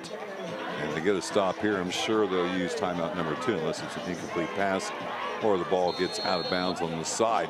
So big play here in the first half. So we're tied 7-7. Yeah, and you called it right after that punt. You looked at Osage, so they got 3 timeouts. Look for him to use them, and they are now 3rd down and 7. Bishop, he's going to give it to McDonald, who's going to try to get outside, and He won't. Not only he can't run out of bounds there. Yeah, not only does he not get first down yardage, but the Osage D pushes him out. The clock stops with 2:34, allowing Osage to hold on to both those timeouts. So you should get good field position. You have plenty of time here with 2:34. I mean, you can't completely stay with the running game here, but and I know it's crazy, but look for the fake here. 4th down and 2 or 3. I know you're inside your own 11 with not a lot of time left, but don't get too overzealous here, Mike. Porter gets it away. Good punt. Going to have a chance for a return is Schreiman. Fields it at his own 45. He's across midfield, cuts back across, now trying to get outside, and he does. Hunter Schreiman now cuts back inside, and he'll finally be taken down at the 37-yard line of Boonville, but an outstanding effort by Hunter Schreiman, and Osage is in business with 2:18 left and 2 timeouts. Did you see what Colonius did there? I mean, the temptation to block somebody in the back when you reverse the field like that is so strong. But he got to the outside like he's playing basketball. Watch him at the end of the play here if we can see it. But he just puts his hands up in the air like, I'm not blocking him in the back, but if he turns, he's going to run into me. This is quite a play by Colonius. Yeah, maybe off the screen. Yeah, no, there he is. He didn't block in the back. I saw his innocent stance, though, and here's Trusty. 1st down. He's taking a shot, looking for Landon Childs. He's got him to the house. Oh, cannot haul it in. Landon Childs. It was a strike from Maverick. Trusty would have been a 37-yard tutty. Instead, 2nd down and 10 as Childs cannot haul it in, Mike. What a throw. Yeah, great throw. The defender might have gotten a piece of this. I don't know. It's a perfect throw. No, it was there. It was there to be caught. Good defense, though. Good hustle by Brad Norbury. Yeah, and that's one that Landon Childs will tell you 9 times out of 10. He brings that one in. He wants that back, but still in business are the hometown Indians. Trusty on 2nd down. It's going to be Colonius. Gets the carry, keeps those legs moving, has 5. Going to bring up 3rd down and manageable. And so no harm, no foul with the incompletion, because now you have 3rd down and short, and you're kind of in control here as Osage goes hurry up. Trusty, clean pocket. Into the flat, has his man. That's going to be Schreiman. Cuts back across. He's got a 1st down, but we'll wait as there's a Bruce and Kelly penalty flag. I think this might be going against Boonville. I think it was holding him. It was clear on this side of the field, which was away. Ooh. An eligible man. Yeah. Downfield is the call on the Bruce and Kelly penalty flag, so that negates a big-time gainer. Yeah, 16 yards there. That's some penalties have really hurt Osage here in the 1st half. What do you think the realistic distance is for Brady Clark? 50. I mean, I would try. I would feel comfortable giving him a shot. So you need to get to the 33. I mean, it wouldn't be ideal, right? Because that's probably a risky move. But if there's no time left and you don't risk the field position, a miss would leave. I don't think the ball comes to the spot where you kicked it from. I think it's to the 20 if it goes in the end zone. Okay, very good. Trusty on the play action now. Being chased across his body, has his man, and that's Landon Hall. Makes the catch inside the 20. Down to the 16-yard line, bumbling, stumbling, and he even was rumbling all the way down to the 16-yard line, a 21-yard back. Wellness Center 1st down, and inside the Price and Randall Injury Attorneys red zone. Osage has it 1st and 10, go and hurry up. Trusty looking to the right side, has his man. That's Stevens all the way inside the 5, 1st down and goal after another Beck Wellness Center 1st down. Maverick Trusty is looking sharp. Yeah, 5 of 7 here in the 1st half. And again, throwing from the pocket, I like it. I mean, especially when you get a clean pocket. I mean, 3 steps, 5 steps, plant and fire it. He's looked sharp here. Don't forget the drop would have been a tutty. He has been all over the place, looked good in his decisions. Now Boonville doesn't like something they see, so they're going to burn a timeout with 1:10 left in the 2nd quarter. It's the Indians knocking on the door, looking to break the tie. Polylift boat lifts, preferred by boaters everywhere. Award-winning construction and unmatched service makes Polylift the go-to boat lift for Lake of the Ozarks. Generations of this boat lift family building the best boat lifts possible. And the next generation is poised and ready to take Polylift into the future. The most trusted solution for protecting your watercraft is Polylift. You know what they say. We don't just build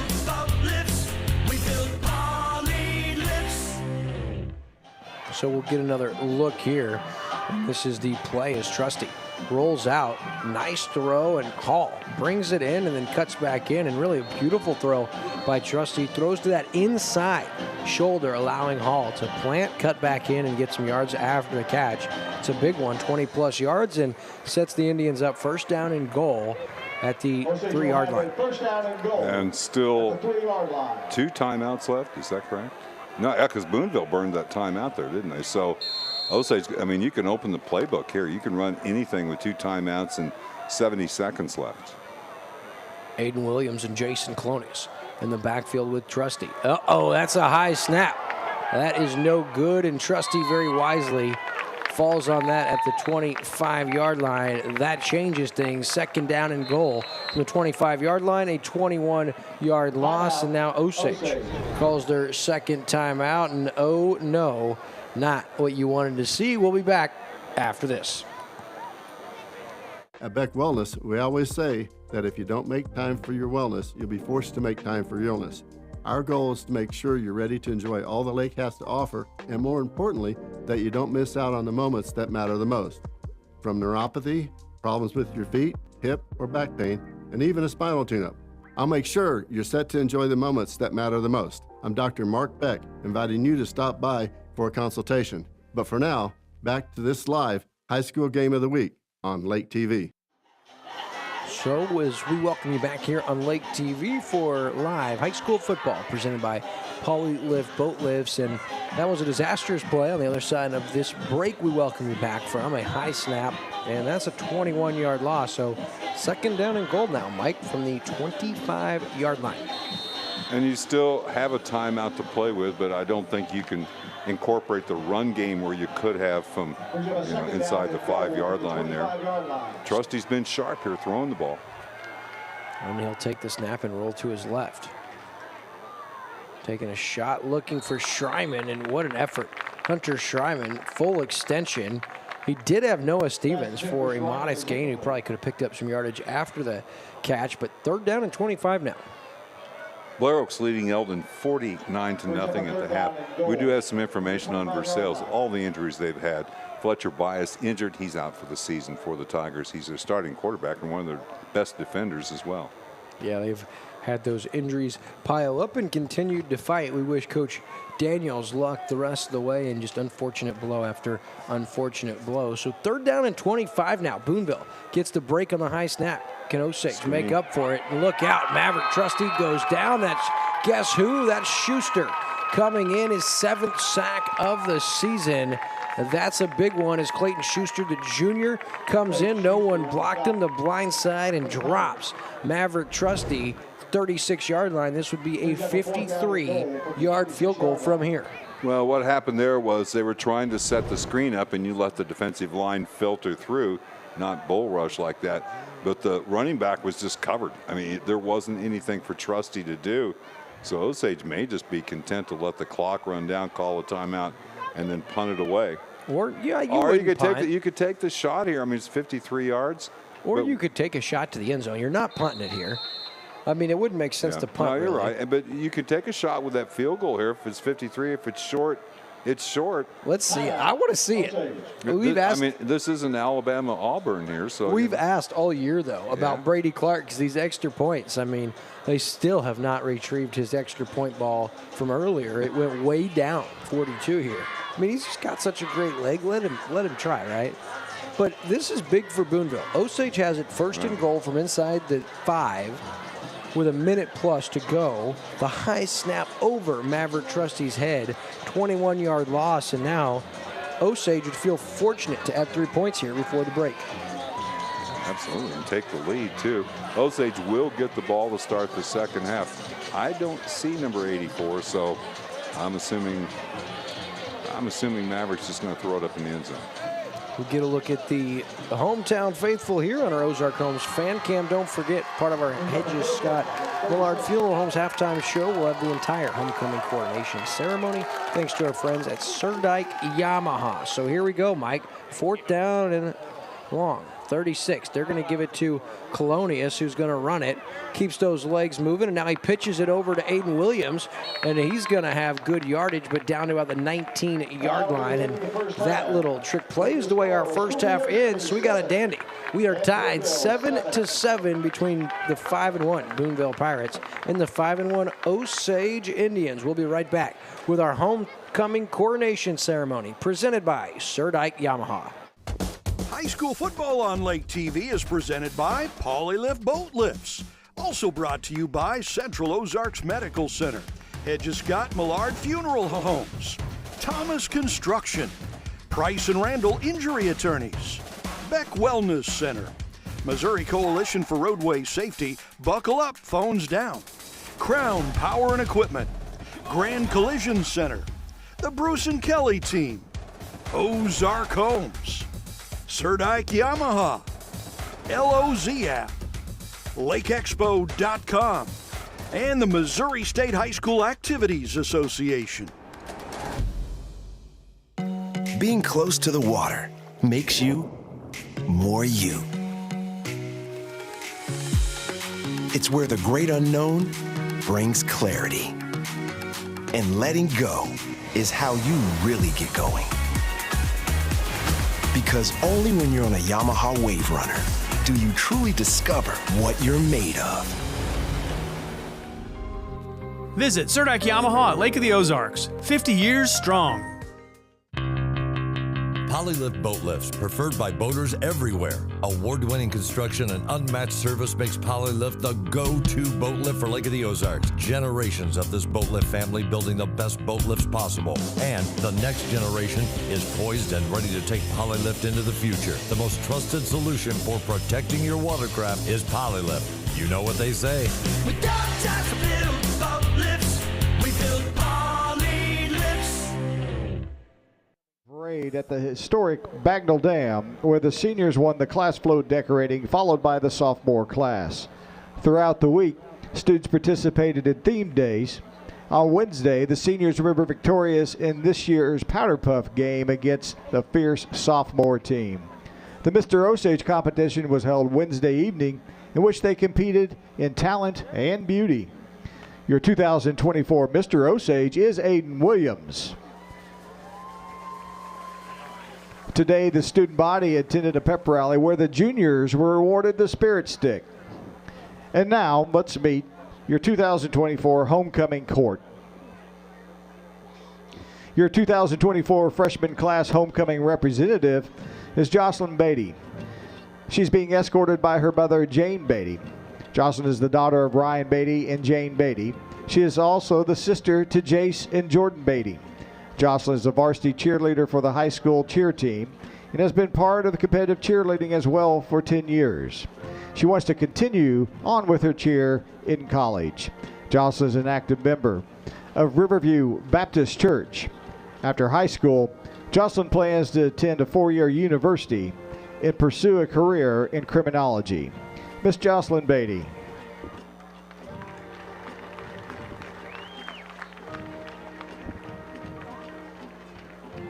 Your 2024 sophomore class homecoming representative is McKaylee Brown. She is being escorted by her father, Evan Brown, and is the daughter of Evan and Erica Brown. She is also the sister of Madison Brown. She is a member of Osage Volleyball and Osage Soccer. She is an active member in her church at Our Lady of the Lake. And after high school, McKaylee plans to attend a 4-year college and pursue a career in business. Miss McKaylee Brown.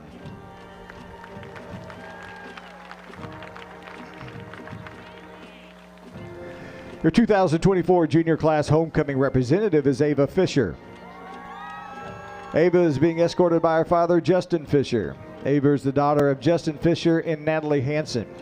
Ava has one sibling, Reagan Hansen, and stepfather, Britt Hansen, and stepmother, Stephanie Fisher. Ava is a varsity cheerleader and has lettered on the high school cheer team for 2 years. Ava was a competitive cheerleader for 8 years and is a D2 Summit champion and a cheer sport grand champion and has been involved in tumbling for 13 years. Ava attends youth group at Riverview Baptist Church. And after high school, Ava plans on apprenticing her mother at Natalie K. Salon to become a hairstylist and business owner. Miss Ava Fisher.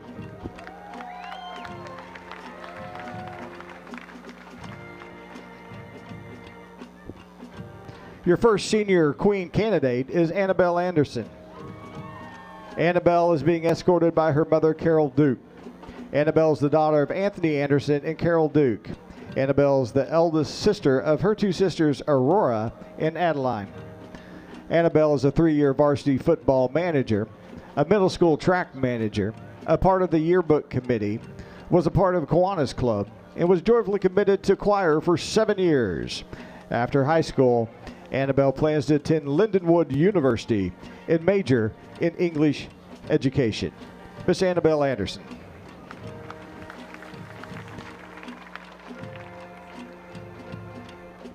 Your next senior queen candidate is Hannah Buchter. Hannah is being escorted tonight by her father, Tony Buchter. Hannah is the daughter of Tony and Nita Buchter. Hannah has 2 siblings, Hadley and Bella. She is an active member of Drama Club and is co-president of Educators Rising. She is a 4-time varsity letterman in cheer and also a co-captain. She is a 4-time varsity letterman in band and a 3-year drum major, and a 4-time varsity letterman in choir and a varsity letterman in theater. Hannah has been all-district choir for 1 year and all-district honor choir for 2 years. She is also a state medalist for both band and choir. Hannah attends 9th Street Christian Church and Calvary Chapel Church. Hannah is playing the role of Gabriella in this year's musical, High School Musical. After high school, Hannah plans on attending Missouri State University and majoring in music education. Miss Hannah Buchter.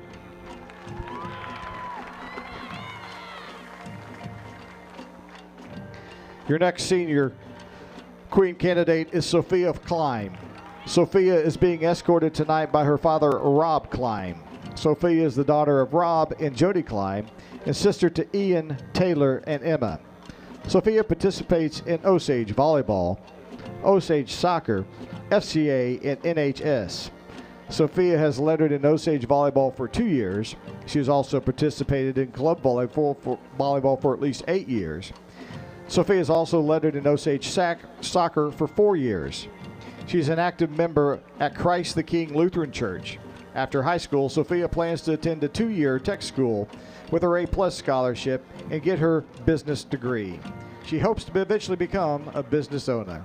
Miss Sophia Klein.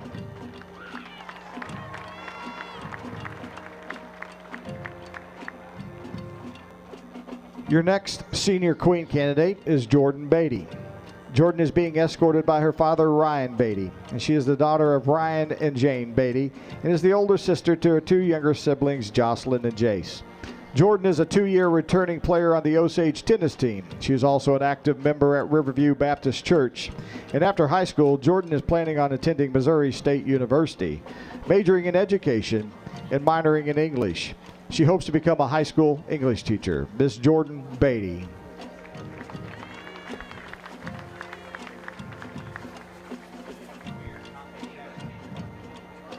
Your final senior queen candidate is Genevieve Roboto.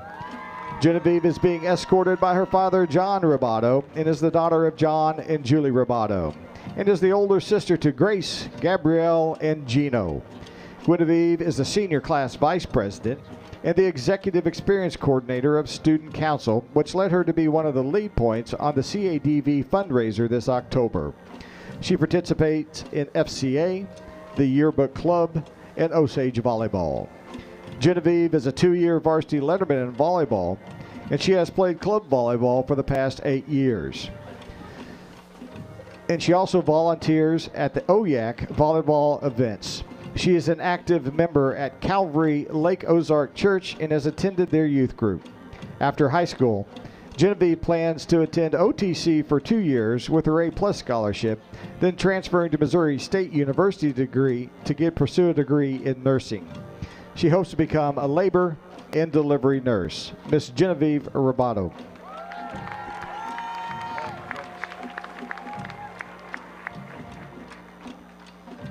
Walking down the field now are your 2024 homecoming crown bearer and flower girl. Our crown bearer this evening is Hunter Jordan, and Hunter is the son of Ryan Jordan and Kaylee Canoyer. It is a brother of Braylon. He is in Mrs. Long's first grade class, and his favorite activities are football, four-wheeling, riding his dirt bike, and playing outside. His favorite subjects in school are math, PE, and recess. Our flower girl this evening is London Simpson. London is the daughter of Kyle and Megan Simpson. London is in Mrs. Long's first grade class. London has participated in both Osage mini cheer, t-ball, and soccer. In her free time, she enjoys singing and doing arts and crafts.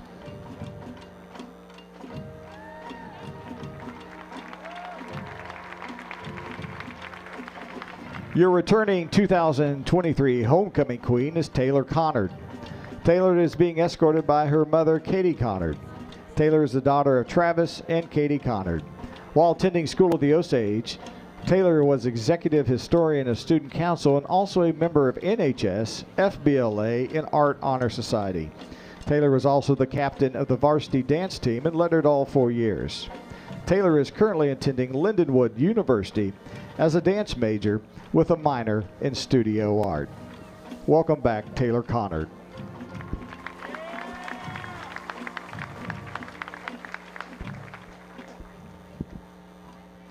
And now, your 2024 homecoming queen is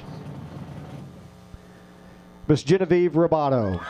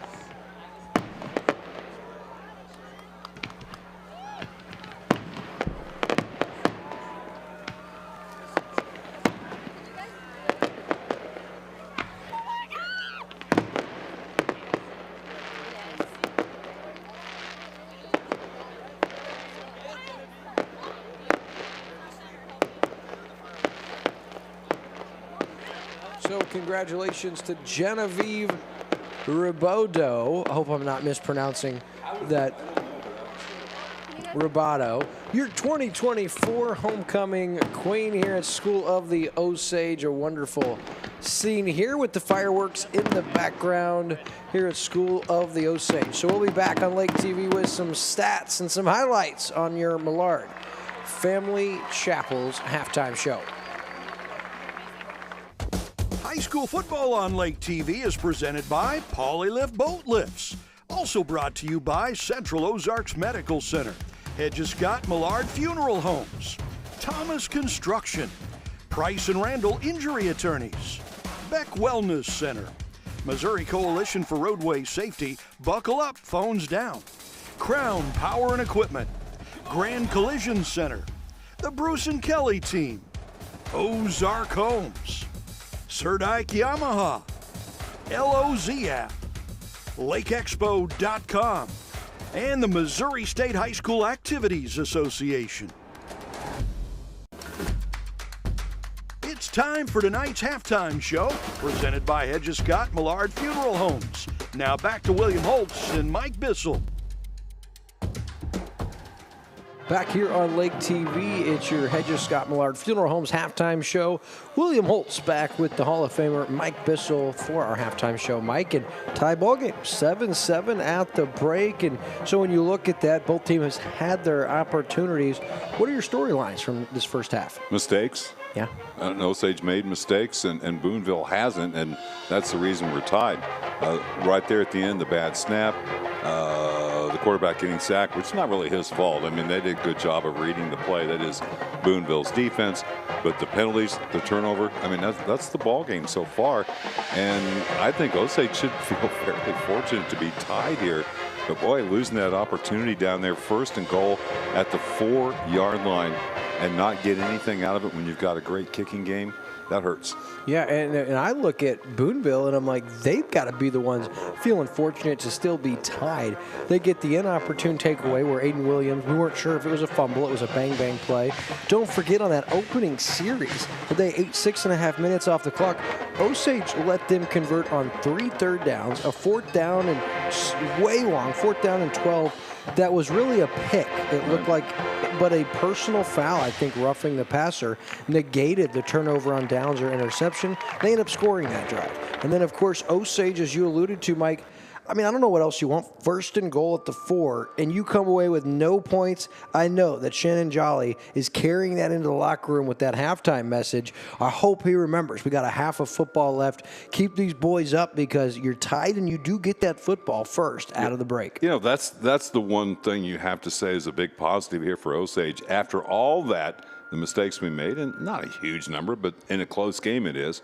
7-7 is the score. You get the ball first. You know, wipe the slate clean, start over again, and hey, if you can win the next 24 minutes, you're in good shape. We'll go ahead and take a look at the numbers here. Yeah, let's do it. Surprisingly close and surprisingly low. It seemed like Boonville, that opening drive, should have some big numbers offensively. McDonald had 11 carries for 25 yards. Bishop, the quarterback, had a couple of late losses, although he had the only touchdown in the game for the Pirates. 4 carries, -5. Newham had 1 for 1. So the rushing totals, 21 net yards for Boonville on 16 attempts. They played a clean first half, no turnovers, 1 penalty for 10 yards. The passing stats, Bishop was 6 of 14. Again, it seemed like he was better than that. 4 catches to Cons for 60 yards, 1 to Leathers for 9, and 1 to Newham for 7. So 76 yards through the air, 21 rushing, 97 net from scrimmage in the first half for the Pirates. Again, no turnovers and only the 1 penalty. For School of the Osage, Trusty, well, his numbers got bruised there in that last possession with the high center snap and the quarterback sack. He had 2 carries, -33 yards. Drake Williams, oh, he was efficient, only 1 touch, but it was good for a touchdown and an 18-yarder at that. Aiden Williams, I would have thought he would have had more than this as well. He had a couple losses in there, -3, -4. 9 carries, 26 yards. And Colonius, well, 6 for 43, so 54 yards rushing for the Osage Indians on 18 attempts. They had the only turnover. That was Aiden Williams' fumble. The passing stats, I thought Trusty was really good in the first half.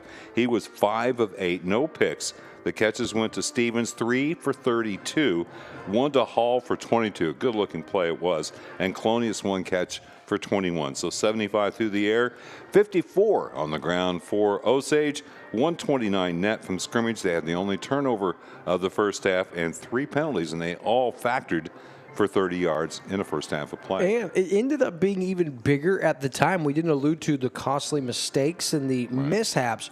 Was Landon Childs, the strike in his hands, the touchdown from 36 yards out, and then Osage overcame that and had that 1st and goal. They didn't score on that possession, and so that proved even more costly.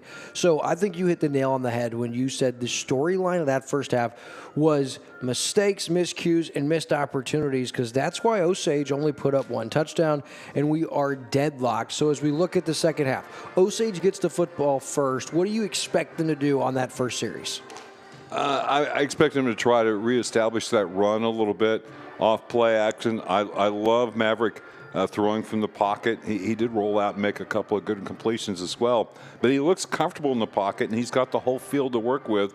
And the defense has to defend the entire field, not just half of it if you roll out. Yeah, these are the kind of games we love. 2 teams, a combined record of 10-2 deadlocked at the half. So if you ask me, second half going to be an absolute barn burner. So we'll end our halftime show. Big shout out to our good friends at Hedges Scott Millard Funeral Homes, and of course Surdike Yamaha for bringing us tonight's homecoming coronation ceremony. We'll take this short commercial break and be right back on Lake TV with your second half. During this chapter of life, we are really taking the time to enjoy the little things. So it was important to have our final wishes pre-planned so our family wouldn't be burdened later on. Hedges Scott Millard made it simple but thorough. They provided us with different options right here in the comfort of our home. We are so glad that we planned ahead. Now a whole lot more of this, a little of this, all with the peace of mind we wanted. At Hedges Scott Millard, we believe that every day is a gift, and so is every life. Take time to enjoy it. Being close to the water makes you more you. It's where the great unknown brings clarity. And letting go is how you really get going. Because only when you're on a Yamaha Wave Runner do you truly discover what you're made of. Visit Surdak Yamaha at Lake of the Ozarks, 50 years strong.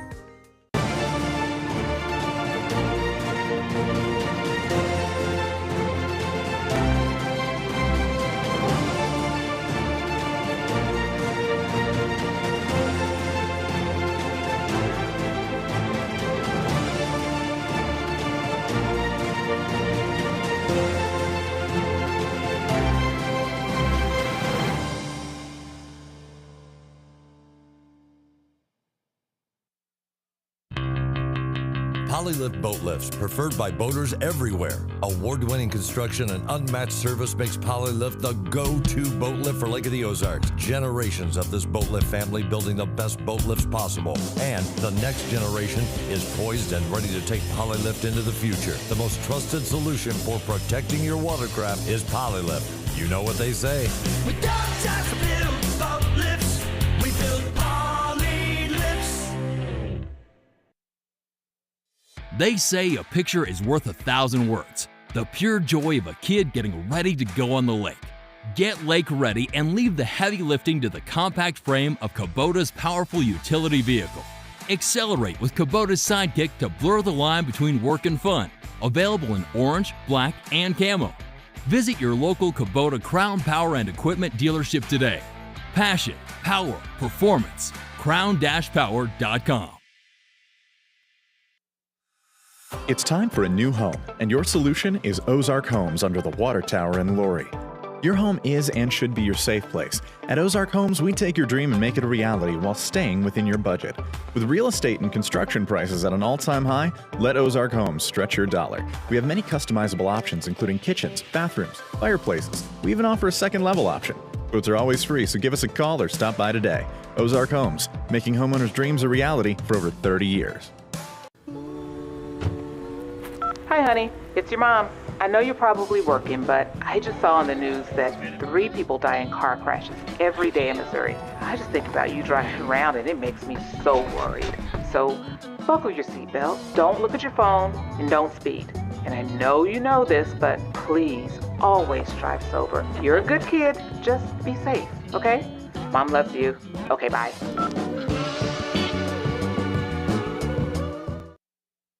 Competing on the field requires hard work. It also requires effort and making good choices, which carries over off the field. Like good choices behind the wheel of your car. Did you know that a driver is 20 times more likely to be in a serious accident if texting and driving? Last year alone, 104 people were killed in Missouri from distracted driving. So keep leading the statistics. Don't become one. Buckle up, phones down. This Drive Safe, Boat Safe reminder brought to you by Price & Randall Injury Attorneys. Well, we're officially back here on Lake TV for a game of the week presented by Polylift Boat Lifts in a tie ball game, 7-all, Mike. And we're looking at those numbers at half, and something that stood out to me was Aiden Williams, those 9 carries for his 26 yards, and his brother, Drake Williams, 1 carry, 18 yards.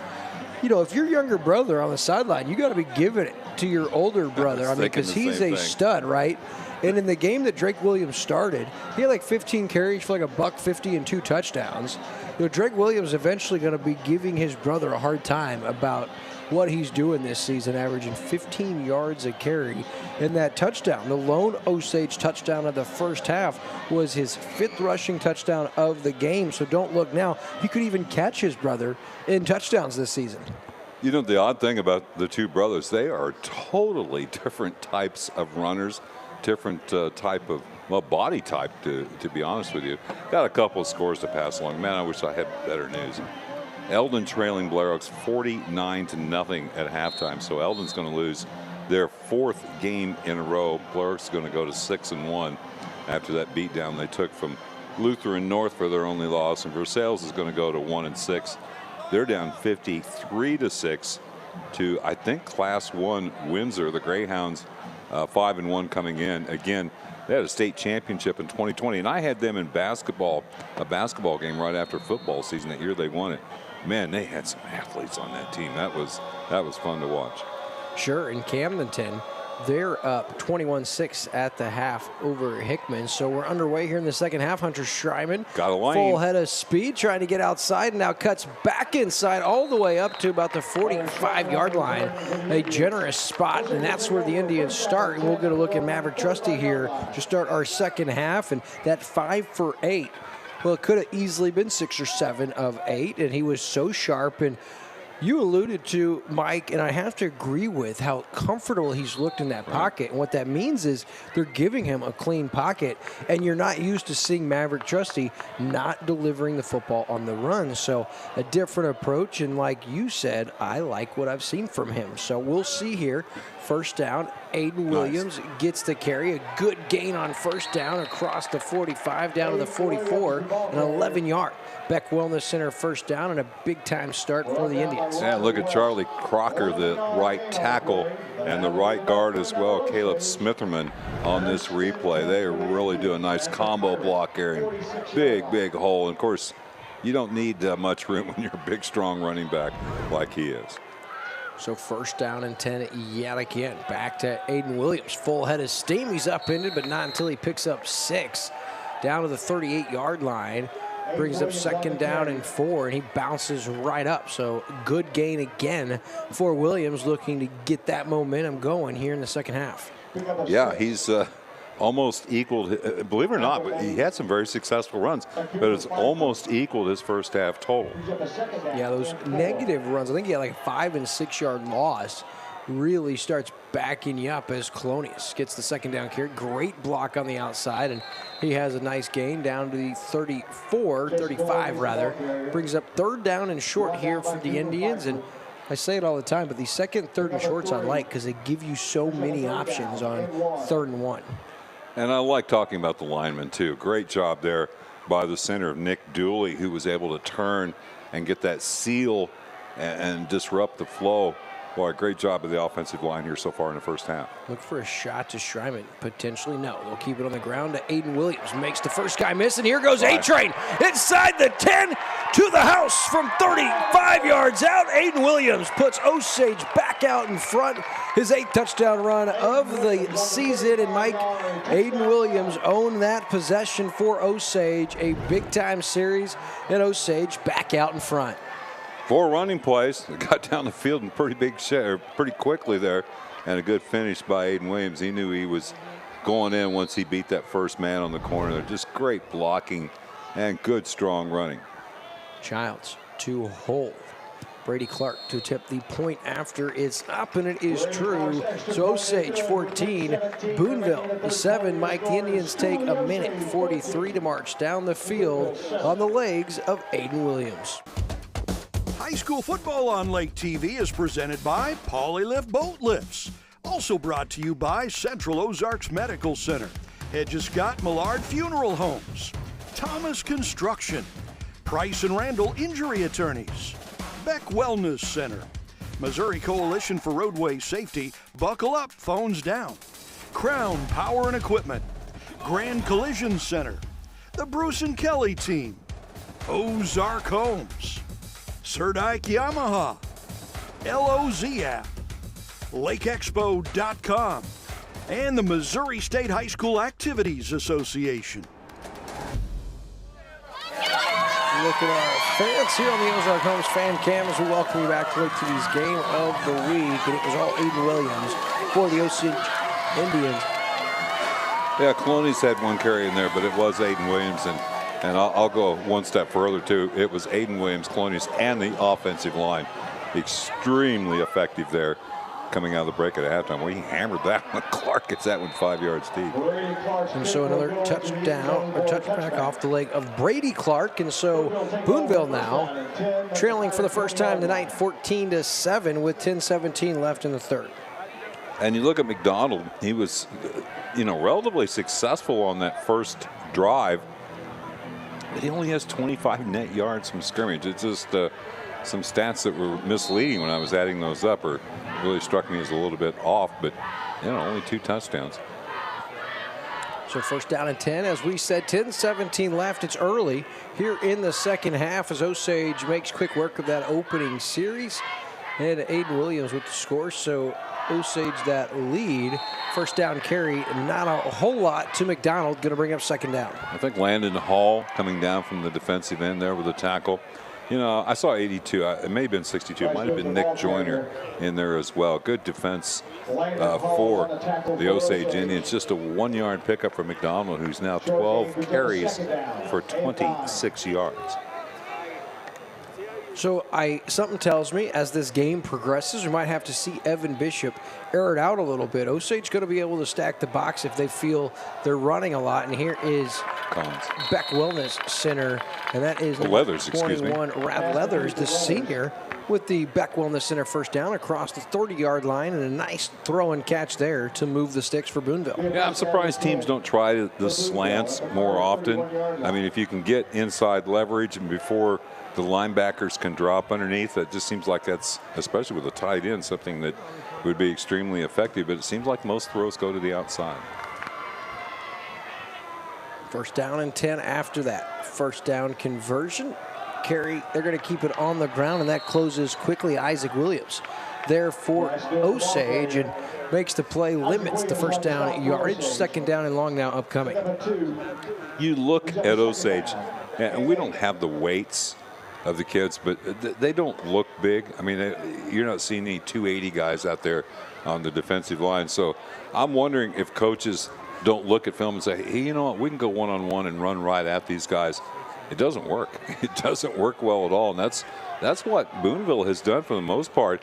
McDonald's run almost everything between the tackles here tonight, and not terribly effective. Yeah, not real big, but they sure play big. Back to McDonald. Tries to find some room, and he gets a little bit there, not a whole lot. That hole closes quickly. First Indian there, and then in helping it was Grant Wilson. So going to bring up third down here, and this was a down, Mike, that in the first half, Boonville saw success on third down, believe it or not. They extended a lot of drives, and we'll see here if Osage's defense can get a stop. And it looked like Noah Stevens ended up getting the tackle on that second down. You were right, though. Wilson was there to get an assist for certain. Third down and 4. In motion is Carnes. Clean pocket. Nice job picking up Williams by McDonald. Now throws into the flat looking for Cons, and great defensive play. Landon Childs says no sir-ee, and really a pretty good throw right there from quarterback Evan Bishop. He was looking for Logan Cons, the older of the two, and even though it wasn't far down the field, Mike, he had to throw that ball 40 yards, and it took forever to get to Cons on the flat. Get a look here. Yeah, and he threw it just a split second late was the problem. Look what he does with the left hand, though. Goes up with the left hand. He goes up with the right hand. He might get into the back. You never know, might get a flag there. Just a great discipline by Landon Childs. So fourth down and 4. High snap. Fielded cleanly, and the punt is gotten away, and then fielded there and sidestep. Nice, clean field by Hunter Schreiman, but he pays the price, and Osage gets to score in the 3-and-out forced, or the punt forced, rather.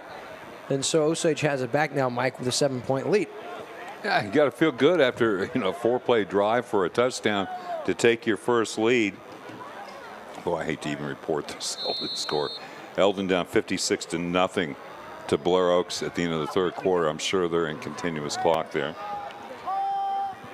Yeah, that one got out of hand quickly, as it often does when you're playing against the Falcons from Ashland. Man, they are tough, aren't they? Noah Stevens now on the pitch. Nope. Ooh, and he takes a shot. Trailing that play is Schuster. We talked about him coming in. It's his 13th tackle for a loss on the season. Third tonight, Mike. Yeah, might want to put that play on the back burner. That didn't go well at all. Just didn't get the block. Well, you had blocks out front, but the play just took so long to develop. Yeah, it goes for a 5-yard loss, and that's exactly what Coach Greg Huff and Boonville needed to see here. Second down and 15, they're thinking, hey, we got a shot here. We got to get this football back. Uh-oh, that one's down. Drake Williams. Johnny on the spot. Corrals it. Not going to get a whole lot, but he does maintain possession for Osage. how does he react to this ball? It's like a catcher in baseball. If there's a foul tip, there's no way that you can move your glove quick enough to get to the foul tip. And we are going to see the replay here. It goes, I mean, he couldn't be expecting that. But the instincts kick in. He brings it in with his right hand and saves a potential another turnover for Osage. Yeah, big time break in the first half. Those went the way of Boonville, so Osage will take it. 3rd down and long. Trusty now steps up. He's going to keep it and run. Look out. Oh, and he gets nailed and still on his feet. Great effort from Maverick Trusty, and don't know if his head coach loves seeing that shot he took, but he does pick up about 10 yards. It makes this much more manageable. 4th down and about 4 upcoming, and the Boonville player actually took the worst of it. Yeah, he came to a abrupt halt. Was that Perry maybe who made the tackle? And this is a big time collision. No, I got a different number there. Is that Schuster? It also could be Rad Leathers. No, it's number 7. Okay. For Boonville. Cole Pickens, a freshman. He's up now.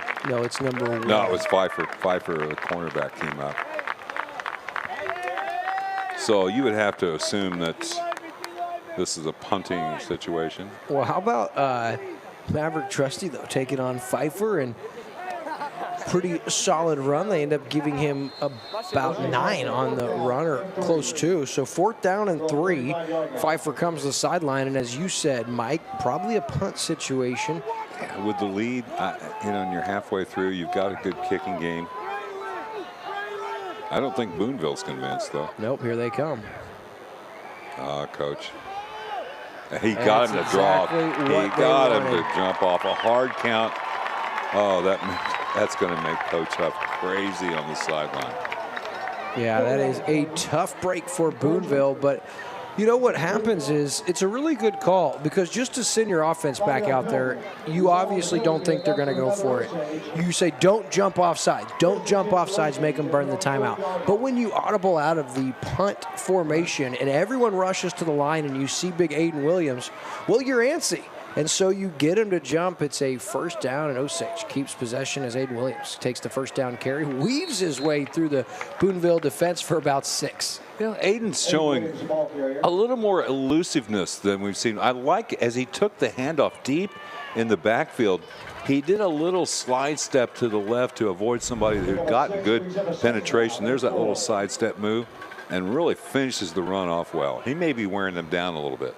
Yeah, and what you notice here about Osage, keep an eye on the play clock.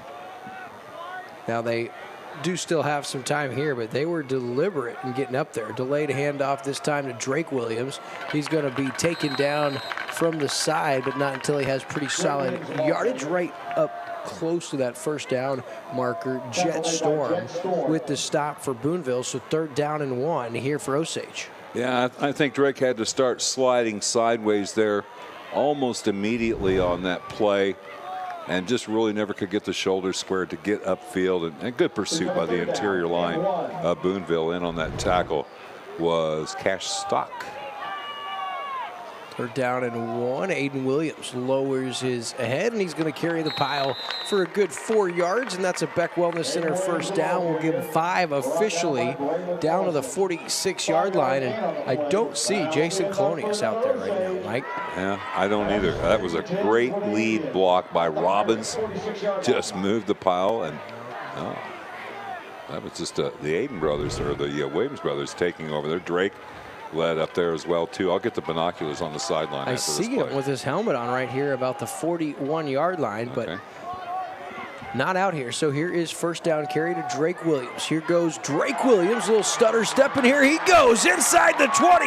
You won't catch him, Drake Williams. This time from 36 yards out, 46 rather, Mike, a 46-yard touchdown run. He did it earlier from 18. This one all the way from the 46-yard line. Oh my goodness. Yeah, that's impressive, and that may be why you're seeing Colonius on the sideline. Hey, we love him. I mean, he's a great player, but the younger Williams there gives you another dimension that is just not available with Colonius or anybody else there that we're going to see tonight, that's for sure. Childs to hold. Clark, the kick is up, and it's good. So It's in the lane. 3:42 left in the third. Osage doubles their lead. They're up in front 21-7. At COMC, your health is our mission. Central Ozarks Medical Center offers pediatrics at 2 lake locations and 3 OBGYNs at the Osage Beach Clinic, offering same-day appointments. At COMC, our doors are open to everyone, whether you live at the lake or just here visiting. COMC for the best medical, dental, and behavioral health care. Get more info on how COMC can help you at centralozarks.org. COMC, where your health is our mission.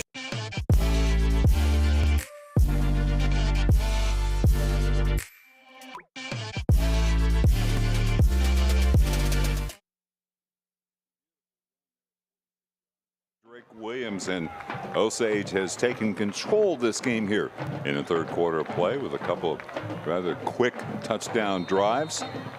The Williams brothers, well, in pretty good competition. Aiden from 35 outscored Drake from 46. Drake has got almost 70 yards on just a very few carries. Here's the kickoff by Clark, and he hammers this one into the end zone again. So Boonville has had to start every drive after a score or at the beginning of the first half from their own 20-yard line. So they've had to earn everything they get in regards to pushing the ball up the field. 21-7 now. School of the Osage leading here on homecoming night. And don't forget, our next 2 broadcasts, our final 2 broadcasts of the regular season, will feature the Camdenton Lakers. Should be fun. At home the next couple of weeks. Here we go. Here we go on first down for Boonville. Rolling to his right. This is a keeper, but now he's going to pull it down and throw up the sideline. Great coverage. Both players. That's a good non-call there. Both players fighting and watching for the ball. Landon Childs going against Logan Cons. And the ball falls incomplete. It'll be second down and 10 for the Boonville Pirates, trailing here now by 14. Clock stopped at 3:36 left in the third quarter. This game has zipped by with all the running we've had. Play coming in from the sideline for Boonville, and they're set now on the second down and 10 from their own 20. Evan Bishop throws the deep out. Good one-handed catch by Cons up the sideline and just pushed out. And we're going to get the spot at the 41, so a 21-yard pickup for Cons on his 5th carry of the night, or 5th reception of the night. And that totals 81 yards and gives Boonville a first down as they try to answer the 2 scores that Osage has had here in the third quarter of play. Split out wide right is Logan Cons. And Bishop, single setback. I thought the running back was in motion, but play action, late pressure on Bishop. Throws he out and through the hands of Landon Cons. Pass ball is incomplete. Play just looked a little bit off all the way there. Pass just a little high on the rollout to the right. Is everything squared away? Not exactly, but close enough. So second down and 10 upcoming now. 3:22, as you said, Mike, just flying by. Here on homecoming night here at School of the Osage, a 6-1 record. What hangs in the balance and on the line for both of these teams. So 21-7, Osage a slow start, but this third quarter they've outscored Boonville 14-0. Boonville, they got to score in this series to keep it close. McDonald, ball's on the ground, and McDonald, no, I don't think he fell back on it. I think the Indians have it. He never had the handoff. It was up high on him. I think he got to looking off to one side. That was just not a clean. They do that inside, the front handoff, instead of turning and handing to it. They'll do it, the handoff in front of the quarterback like that, and he just never had it, and then tipped it forward. And it was big Grant Wilson, the junior, who gets the fumble recovery for the Indians, and with a 14-point lead, Osage has it in Boonville territory. And now you're looking at the fact you not only want the win, you want to be greedy and get the 13 points too. Right now up by 14. Aiden Williams now first down carry, and he keeps the total climbing with a 5-yard gain on first down. And Colonius is looking at him. He goes, hey, you know, I got the same color uniform here. He whacked Colonius pretty good as he got up in the hole there. That's a good gain. And some determined running of 5 Boonville Pirates around Aiden Williams to get him stopped. So 2nd down and 5 now. Little brother's got to be pushing him in a little bit here. Yeah, you're not kidding. A good game so far for Drake Williams as well. 2nd down and 5. This time Colonius sneaks his way in the middle, keeps those legs moving, and solid run. They're going to mark him down at the 34-yard line officially. Going to bring up 3rd down and 3 for Osage here as we wind down in the 3rd quarter. Just 2:20 left, and the clock starting to become an issue. If you're Boonville, you've been able to score just 7 points through 3 quarters, and you've got to muster a stop and get 14 points somehow. So yeah, and that first score was on the first possession of the ball game, and you were helped out by a 15-yard penalty on 4th down. So yeah, you've got to be feeling a little bit shaky on offense. 3rd down and 3. Trusty. We give it to Aiden Williams, tries to get outside, now cuts back inside, keeps moving down to the 32-yard line. He's going to be just short of a Beck Wellness Center first down, bring up 4th down and short. And this would be a time to maybe send Brady Clark, but being 4th and short, you almost think you roll the dice and go for it. Yeah, I don't care for that call as much, or maybe that wasn't the way it was designed. You get Aiden Williams turning and running parallel. You know they're playing short yardage. They're shooting gaps, trying to get in there and stop or get the ball to 4th down. So, I mean, if you're going to run him, I would run him straight up.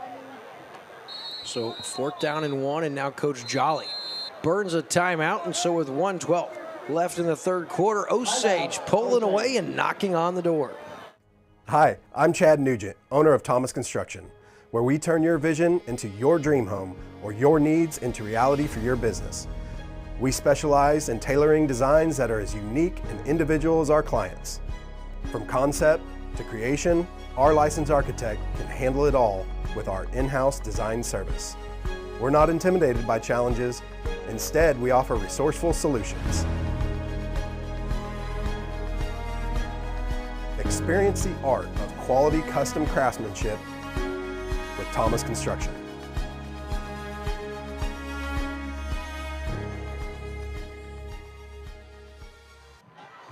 Back here on Lake TV, and a big 4th and 1 coming up. Boonville gets a stop, Mike. They're right in it, but if Osage can extend this drive, it's going to be awful tough here for Boonville because the defense for the Indians has just been so tough tonight. If you do want to throw the ball, you've got Trusty with the wide side of the field to his right, so he would have a lot of room to roll out and keep the play alive. Let's see what they do. 4th down and 1. A-Train. He has it inside the 25. Cuts back across. Still on his feet. Aiden Williams from 32 yards on 4th down and 1.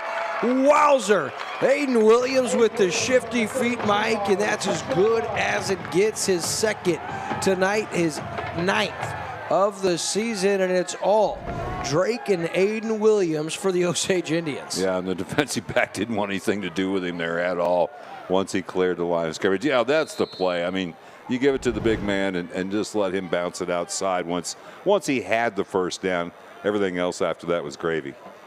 Brady Clark in, and the extra point is blocked. So Osage leads by a score of 27-7. Last time it was Drake Williams from 45 yards out. This time it's Aiden Williams from 32 yards out, and it is all Osage Indians. Hi, honey. It's your mom. I know you're probably working, but I just saw on the news that 3 people die in car crashes every day in Missouri. I just think about you driving around, and it makes me so worried. So buckle your seatbelt, don't look at your phone, and don't speed. And I know you know this, but please always drive sober. You're a good kid. Just be safe, okay? Mom loves you. Okay, bye.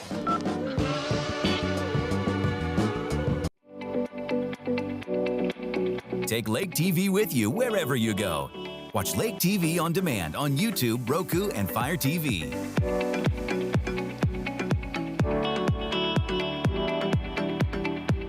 Back here on Lake TV, where the Indians, we were tied as we started this quarter, Mike, but 2 touchdown runs for Drake Williams, or Aiden Williams rather, here in the second half, and 1 for Drake Williams, and the Indians starting to pull away here, Mike, with 1:03 left. Yeah, the big man had 26 yards on 9 carries in the first half. Well, he's got 2 individual carries this quarter that were longer than his first half total, so that's good news for Osage as they look to get to 5-1, 6-1, I guess it would be, wouldn't it? Yeah, and a big-time matchup next week looming for the Indians. They're going to be versus Southern Boone right here at School of the Osage.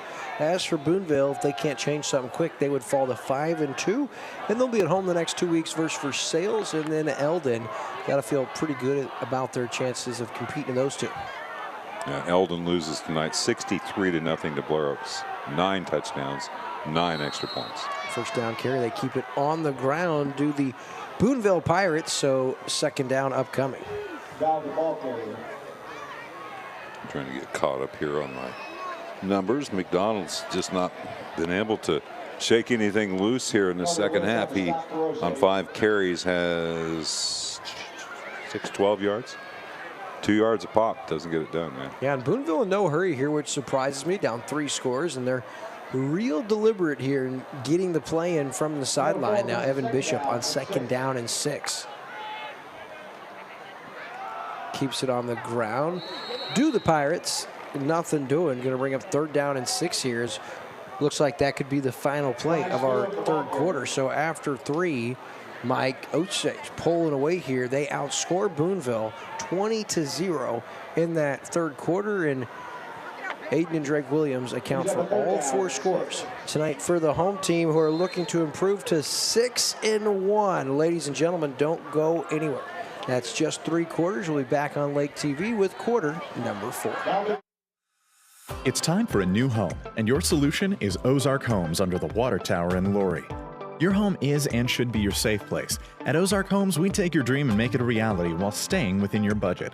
With real estate and construction prices at an all-time high, let Ozark Homes stretch your dollar. We have many customizable options, including kitchens, bathrooms, fireplaces. We even offer a second level option.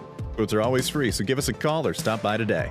Ozark Homes, making homeowners' dreams a reality for over 30 years. What rhymes with great? Participate. Where does greatness start? Here, in the classroom. On the stage. In the pool. On the field. Where will your greatness take you? To better grades. To more friends. Yeah! Be great. Participate!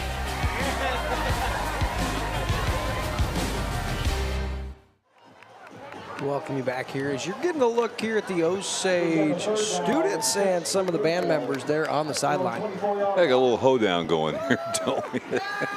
Wish I had that kind of energy. That's been long gone. 3rd and 5 if Boonville wants to keep it alive. Wait a minute, I thought they kind of squandered a minute plus there at the end of the third quarter. Some very conservative play calling.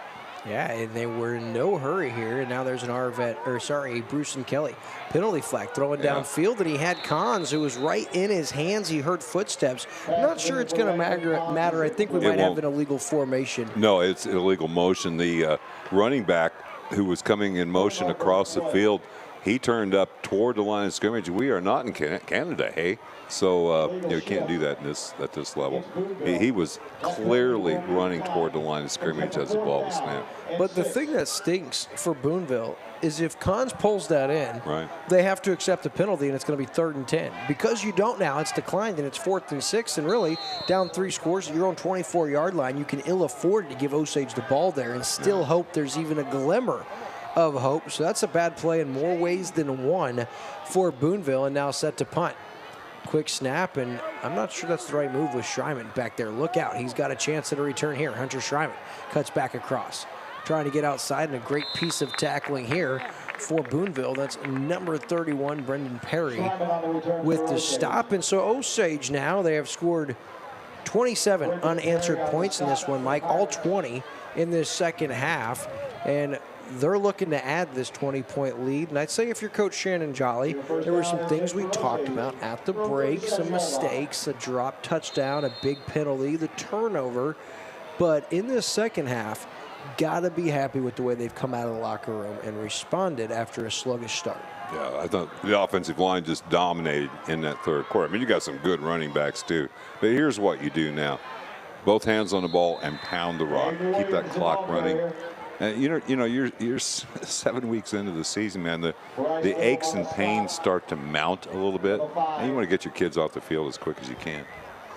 So 2nd down and 5 upcoming, and that's a good point because for Osage, you look at next week, Southern Boone, that could be tough. A really good team, Sure. and of course, you end the regular season at St. Francis Borgia. They've yet to lose. I don't know what they did tonight. But you look at that for Osage in that ever-tough district, that Class 4 District 5, these all count, and any injury would be massive. Just ask Coach Dusty Daniels as Colonius now gets the carry. Good piece of tackling, and that is on the edge. Big number 74, Braylon Ellison, the junior, with the tackle. Going to bring up 3rd down after a 3-yard loss. And that's probably the only thing that didn't go the way of Jason Colonius on Lake TV broadcast this year. Such a good ball player, just all-around skills. Yeah, you look at the district that Osage is in, you've got 2 undefeated teams going in there. Warrenton is 6-0, as is Fort Zumwalt South. They've got to play 2 undefeated teams. Warrenton plays them, and then Zumwalt Northland. Here's a sack. Look out, man. Yeah, look out. That once again, Braylon Ellison back-to-back plays a TFL on 2nd down, a big QB sack on 3rd down. Nothing Maverick Trustee could do, and he was wise just to secure that and make sure that he does not fumble the football. So he'll eat off a little more clock, and now Maverick Trustee will have to go back out there and punt it away for Osage, Mike, with that 20-point lead. Yeah. Okay, well, the 3rd quarter was good. The 4th quarter doesn't start off great. Yeah, I mean, the 5 or 6 second plays, if you run this clock all the way down, those add up. I mean, all of a sudden you've got an extra minute or 2 off the clock. Get out of here as quick as you can and got the punt away. Ooh, just barely. And that takes a Osage hop, comes up and fields it. I don't know if that was the right move, and then closed quickly. Well, Boonville came up. That was almost touched by the Osage player. They was just trying to do everything to get out of the way. I don't know if it was a great idea for Boonville to try to field that ball there on the sideline. But anyway, Pirates have it, and they got to do something quick. Now, they still have a full complement of timeouts at their disposal here, but only 9:28 left in the game, and they're down by 20. Yeah, and so for Boonville, you're going to have to go quick here. I mean, it's not out of reach by any stretch of the imagination. 3 scores in 9.5 minutes, but with what we've seen from them through 3 quarters plus, it would be out of reach. So they're going to have to give Evan Bishop some options, and they may just be conceding this, Mike. Keep it on the ground on 1st down, and Osage had the box stacked still. You had 5 down linemen. You had 3 linebackers right at the line of scrimmage. So 1-yard loss, going to bring up 2nd down and 11. Not a lot of fight at this point in the game. Is that Michael Arnold? Or 40, am I seeing 15 or 45? Maybe that was 15.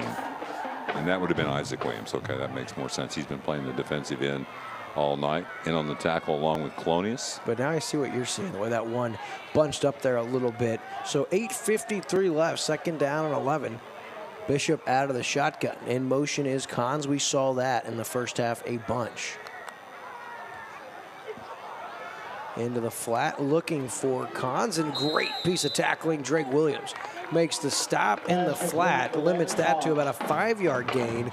Drake Williams, big time play. That would have been a big gain, Mike. If he gets past a diving Drake Williams right here, look out. I'm not sure. No, he was clean. I thought maybe it was a pick once again, but a great catch, good throw in the deep out. They throw everything to the sideline. You notice that way? Yeah, I do. They like going outside the hashes, but only a 5-yard gain to bring up 3rd down and 7. Great closing speed and one-arm tackle on that previous play by Drake Williams. Little play action now. Going to take a shot. That might have been. And overshoots his man who had a step, Rad Leathers. Arrowwood on the coverage, step for step. Just overshoots him, going to bring up 4th down and 7. And really love what you've seen from the coverage men of Osage tonight. There's been nothing for Boonville down the field. It's kind of an odd play. Leathers really kind of pushed off there a little bit, and it knocked himself off stride, and no possibility to run through that catch. But just slightly overthrown. But you can see that Bishop, and I'm kind of proud of myself. I went through the night without saying Elvin Bishop, but musician from the 70s, you wouldn't know. I'm just shocked. 4th down and 7, and they're punting with 8 minutes to go, down 3 scores with the ball at the 40.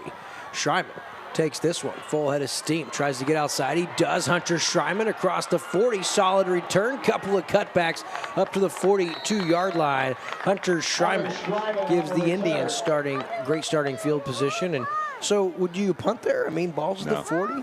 No, I mean, you're already down the maximum 13. So another short field and a score by Osage, it doesn't make any difference. A loss in the minus 13 points, okay? Yeah, you got to go for it. I mean, if nothing else, get the score under 13. I mean, save yourself a points. They're very close. They're very close with Southern Boone in that district. And so you want to maintain every little advantage you can. There's no downside to getting stopped on 4th down even.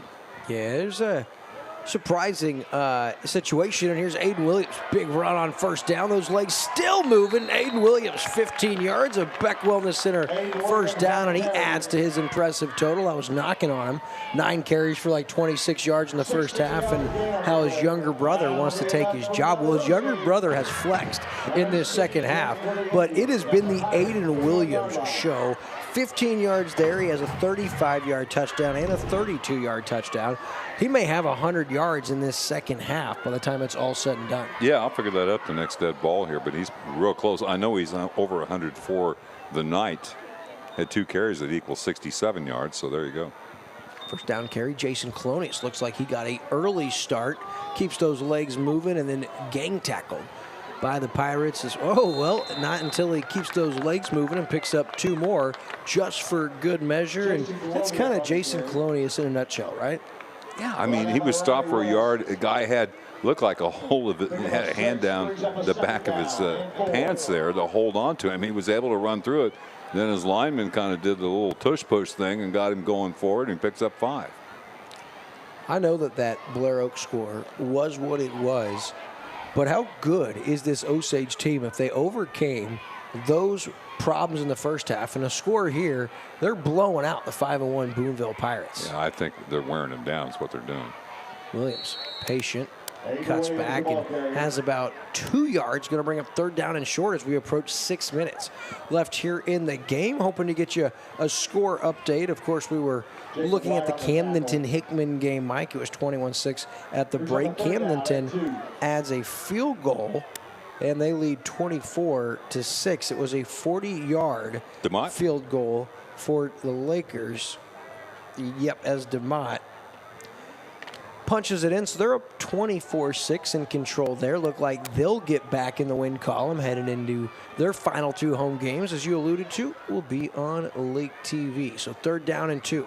Aiden Williams initially had 1st down yardage, then the official moves back. It's going to be right at that marker. It'll be interesting to see if Aiden Williams has the 1st down, and if he didn't, they're going to go right back to the well on 4th down and short to Williams here, and that's what it will be. 4th down and short, so you got to give it to A-Train. Yeah, and look at the defensive line for Boonville. Everybody's kind of standing there with their hands on their hips. I mean, they've been pushed around a little bit here in the second half. Man, they played well in the first half, and those aren't boys. Yeah. Those are full-grown men.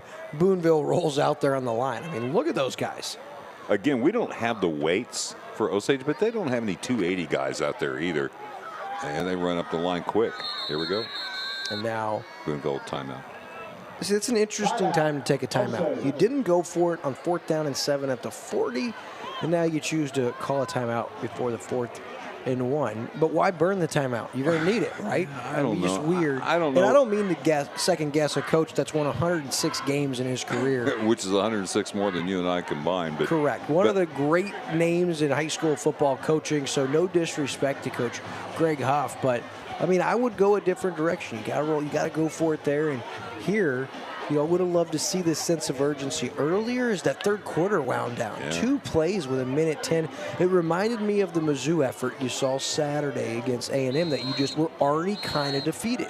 You've already kind of thrown in the towel. Your body language says that, your play calling says that, and your clock management says that. And this was more manageable than Missouri ever was with the A&M game last Saturday. So it leaves me scratching my head a little bit. But nonetheless, it's 4th down and 1. Osage, not even 1, about half. So we'll see what they do here on 4th and short.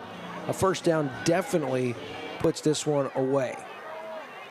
A-Train, 4th down and short, lowers his head, and the Beck Wellness Center first down, and he delivers the nail into the coffin for Osage. Aiden Williams has an outstanding night, and it'll be hard to pick between him or Drake for our Buckle Up Phones Down player of the game. I'll leave that to Coach Shannon Jolly, and you can hear from Coach Shannon Jolly on our Thomas Construction post-game show following tonight's matchup. Well, I've got Aiden for 22 carries on the night. And Drake, as electrifying as he is, has had 4. So, and a big second half for Aiden. Drake this time gets the carry inside the 20. Here he goes outside, inside the 15, and a little somersault to boot down to the 13-yard line, a 15-yard Beck Wellness Center first down. And Drake says, Mike, don't name it yet. Give me these last 4 minutes to show you what I could do at Osage. Back inside the Price and Randall Injury Attorneys red zone, and look at the little somersault there. Nick Joyner, what a block too in the game at a guard. I think they're trying to sub in a few different players here, but he's an impressive kid, and he's going to be the man next year. That's going to be fun to watch. First down and 10 from the 12-yard line. This time Aiden Williams trying to get outside. He will. Cuts back to the house. Aiden Williams for the 3rd time tonight. This one from 11 yards out, and Osage absolutely putting it to him here in the second half. That's the 3rd Aiden Williams rushing touchdown since halftime. 35, 32, and now 13. That's an impressive half of football. That little jump step again.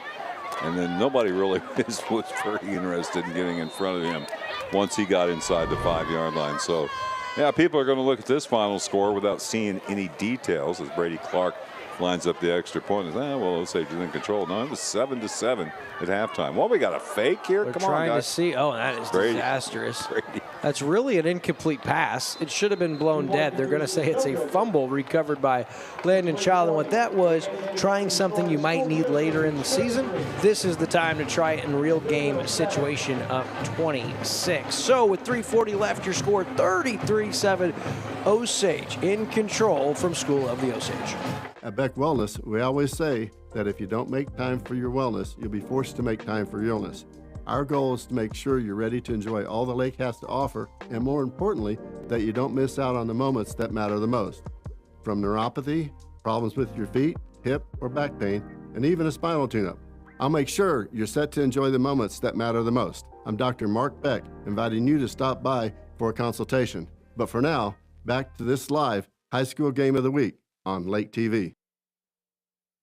Back here on Lake TV, and how about a good old-fashioned Williams Family Festival on Friday night as Aiden and Drake Williams, the brothers, combined for well over close to 200 yards at least on the ground, 5 rushing touchdowns. Way over. Asking you shall receive. Aiden, 145, 3 touchdowns in the second half, had the 21, so he's at 171.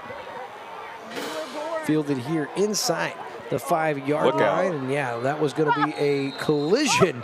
It had the making of an absolute train wreck, but that's taken to the 21-yard line with 3:33 left here. 53-6, Windsor Greyhounds over Versailles through 3 quarters, so they're in continuous clock, and so that game will be over very soon, probably before we are. So a couple of Camdenton games coming up. Osage has got a couple of tough ones, Southern Boone, and then going to Borgia.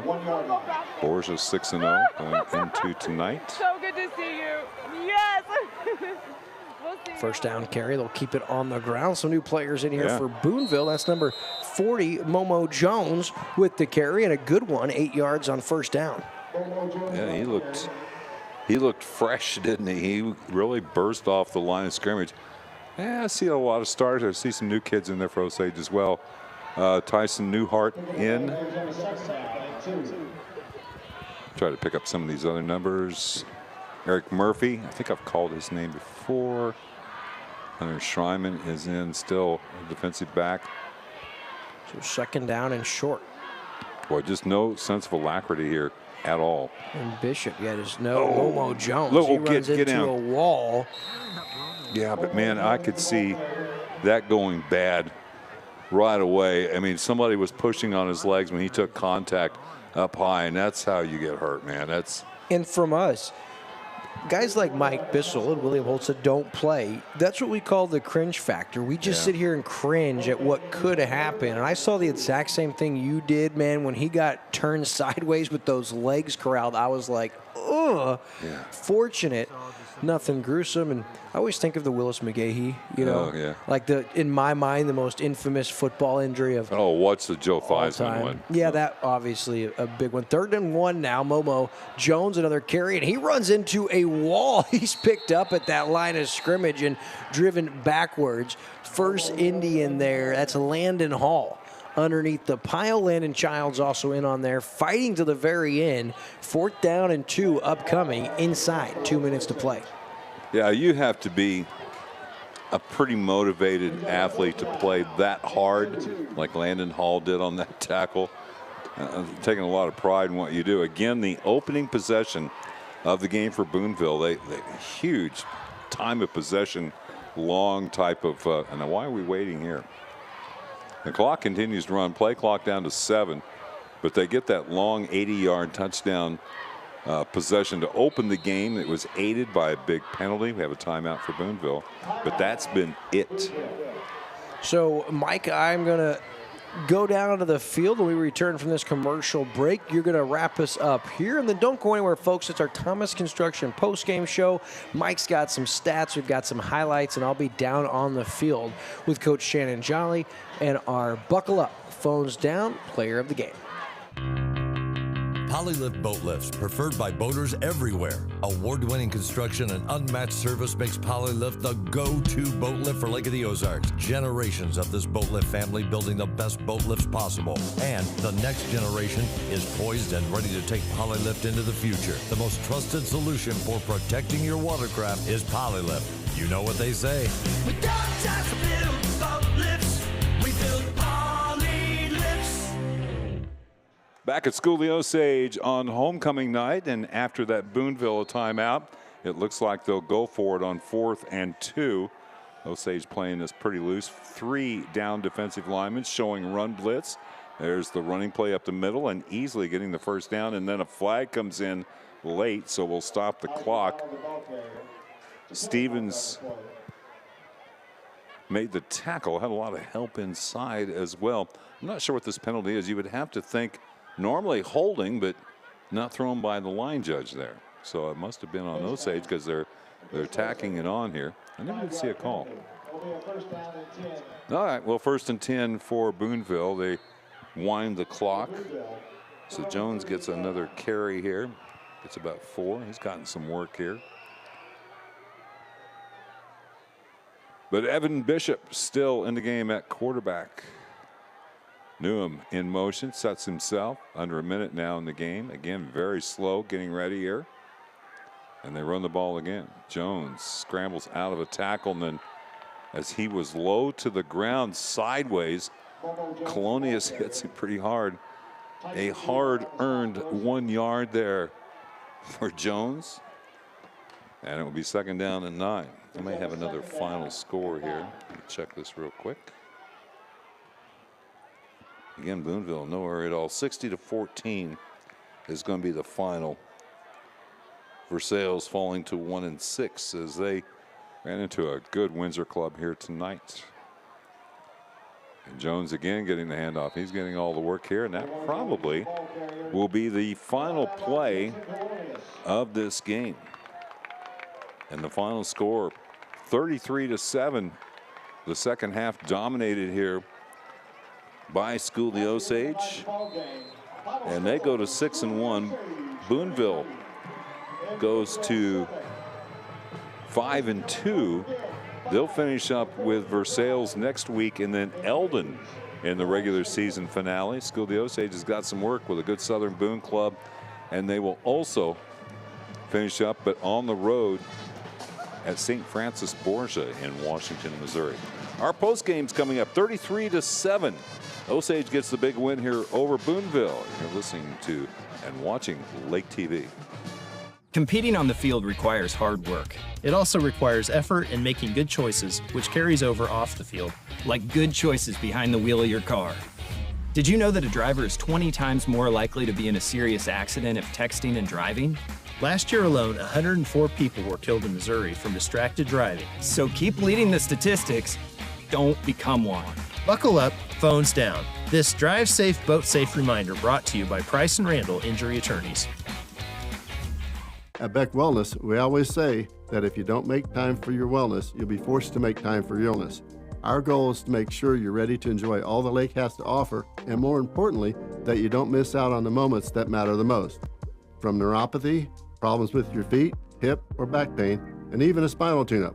I'll make sure you're set to enjoy the moments that matter the most. I'm Dr. Mark Beck, inviting you to stop by for a consultation. But for now, back to this live high school game of the week on Lake TV. At COMC, your health is our mission. Central Ozarks Medical Center offers pediatrics at 2 lake locations and 3 OBGYNs at the Osage Beach Clinic, offering same-day appointments. At COMC, our doors are open to everyone, whether you live at the lake or just here visiting. COMC for the best medical, dental, and behavioral health care. Get more info on how COMC can help you at centralozarks.org. COMC, where your health is our mission.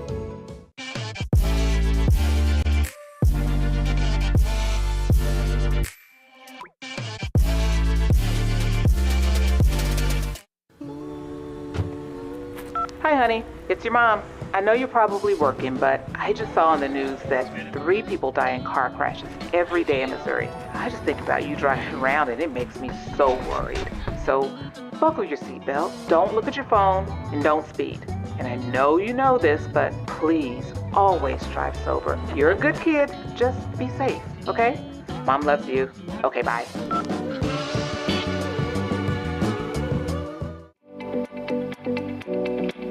Take Lake TV with you wherever you go.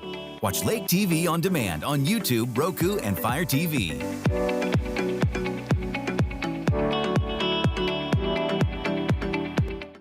Hi, I'm Chad Nugent, owner of Thomas Construction, where we turn your vision into your dream home or your needs into reality for your business. We specialize in tailoring designs that are as unique and individual as our clients. From concept to creation, our licensed architect can handle it all with our in-house design service. We're not intimidated by challenges. Instead, we offer resourceful solutions. Experience the art of quality custom craftsmanship with Thomas Construction.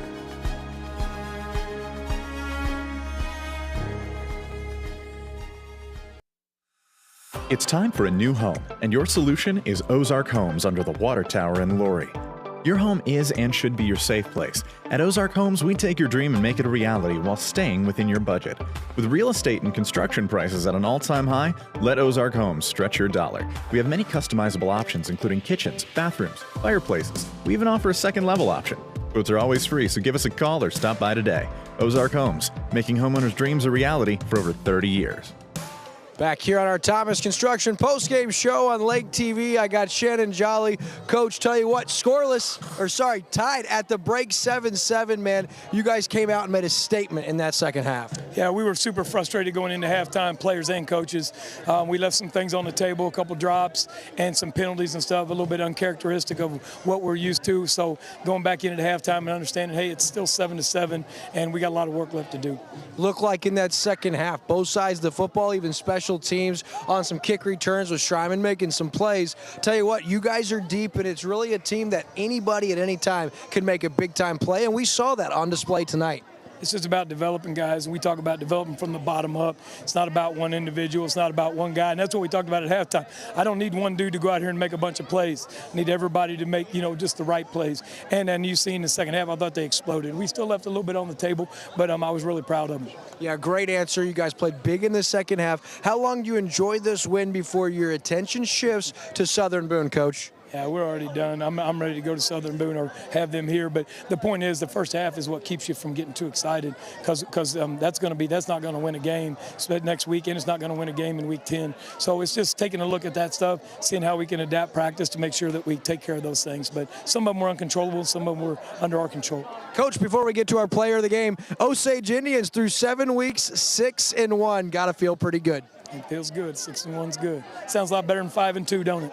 Sure does. That's Shannon Jolly. Congrats, my man. Great start. Keep it rolling, brother. All right, take care. All right, now we're going to bring in Isaac Williams, tonight's player of the game. Our buckle up, phones down player of the game, man. Isaac, the last 2 times Lake TV's had the Indians, you have flown all over the field defensively. Talk about you busting onto the scene this season. I mean, hey, it just takes work. I mean, I've been here all 4 years, and I didn't start starting until this year. So you just gotta buy into to what we're doing here, and I feel like everybody's pretty bought in this team, and if you keep on working, you'll get there.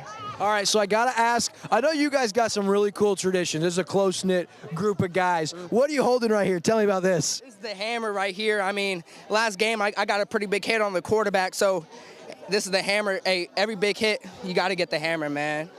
You were all in the backfield all night long. One play in particular, early in the third quarter, you busted through. Looked like you took the guy's helmet off. Walk us through that play where you knocked their tailback back. I mean, I was playing inside linebacker. We got an injury early in the year, so I played inside linebacker last year. So really just getting through that hole and, hitting that boy, licking that boy.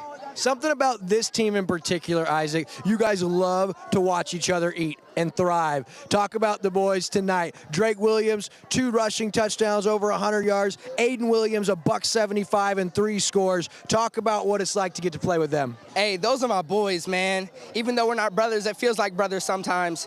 So just watching them eat, it's just a great feeling, man. A lot of people outside the program. Legend, let's go! Hey, MVP of the game, let's go! I double on top, let's go! And that is Aiden Williams. We were just talking about him, the homecoming king. But what I noticed, Isaac, you got to tell us a little bit about, you guys don't really take one win and get satisfied. If maybe your brother had a bad game, or maybe one of your buddies got in trouble, you're not satisfied. You guys continue to hold each other accountable, and your head coach expects the best. Talk about what that's meant for you guys in your development off the field. I mean, you always want to reach for the best, and we just got to stay together and not bicker at each other. We just got to stay as one team. Hey man, I got to tell you, it's so much fun watching you play. Congrats on the dub and keep it rolling. Thank you. You have a good day. That's Isaac Williams, tonight's Buckle Up, Phones Down, player of the game.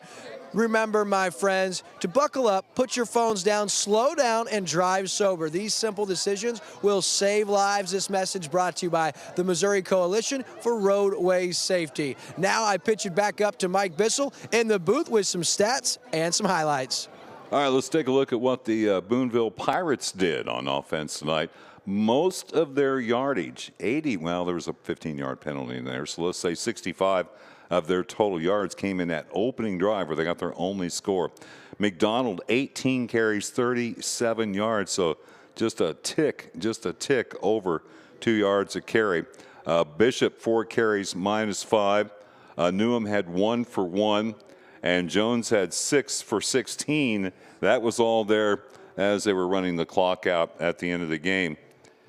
49 yards rushing on 29 attempts for Boonville. They had the 1 fumble in the second half. The passing stats, Cons had a good game, 6 for 86, 6 receptions for 86 yards. Leathers, 2 for 19, and Newham had 1 for 7. So 105 through the air, check that, 112 through the air, and 166 total offense from scrimmage in the game for the Boonville Pirates. 2 penalties, 15 yards, 1 turnover. That was the fumble in the second half. For School of the Osage, man, they put up some numbers in the second half, that's for sure. They had close to 160 yards of offense in that second half, all of it on the ground. All right, here's Trusty. His numbers aren't going to look good, but he had the win, and that's all that really matters for Osage. He had 4 carries for minus 32 yards, had the center snap, and had a couple of sacks for big losses, so that really skewed his numbers. Drake Williams, 5 for 85, a pair of touchdowns, had the only score in the first half for School of the Osage. Aiden Williams, the workhorse here tonight, 23 carries, 171 yards, and 3 touchdowns in the second half. Colonius, 6 for 43. I think I forgot to add something in for him. I can do that real quick. 10. Let's give him 10 carries for 53 yards. And then Stevens on one kind of end-around play lost 6, 1 carry for 6 yards. So 232 rushing yards on 37 attempts for School of the Osage. The passing stats, all of them came in the first half of play. Stevens had 3 for 32, Hall 1 for 22, and Colonius had 1 for 21. 307 yards total from scrimmage in the game. Again, a big chunk of that in the second half of play as Osage really established their running game in that third quarter and just took over a big scoring quarter in the third, and that was the ball game. We had a couple of other finals. I don't have the Camden final. They were winning over Hickman, but not a good night for Eldon and Versailles. Eldon falls their 4th loss in a row, 63-0 to Blair Oaks. And Versailles, they're just beat up. They've lost their quarterback, a good defensive player, and so many others to injury this year. 53-6, they lose to Windsor. And they have to play this Boonville team next Friday night in their next to last game of the regular season.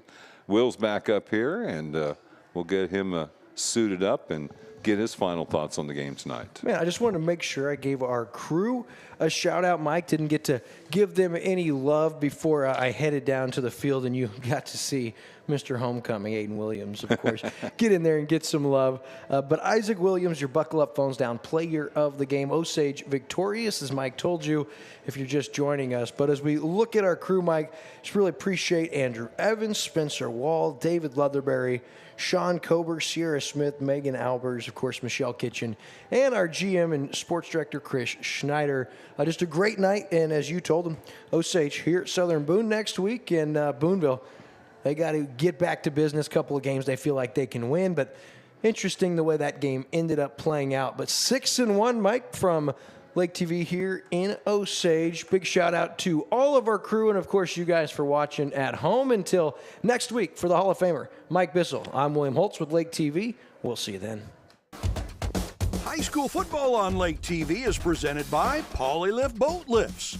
Also brought to you by Central Ozarks Medical Center, Hedges Scott Millard Funeral Homes, Thomas Construction, Price and Randall Injury Attorneys, Beck Wellness Center, Missouri Coalition for Roadway Safety, Buckle Up, Phones Down, Crown Power and Equipment, Grand Collision Center, the Bruce and Kelly Team, Ozark Homes, Serdike Yamaha, LOZ app, LakeExpo.com, and the Missouri State High School Activities Association.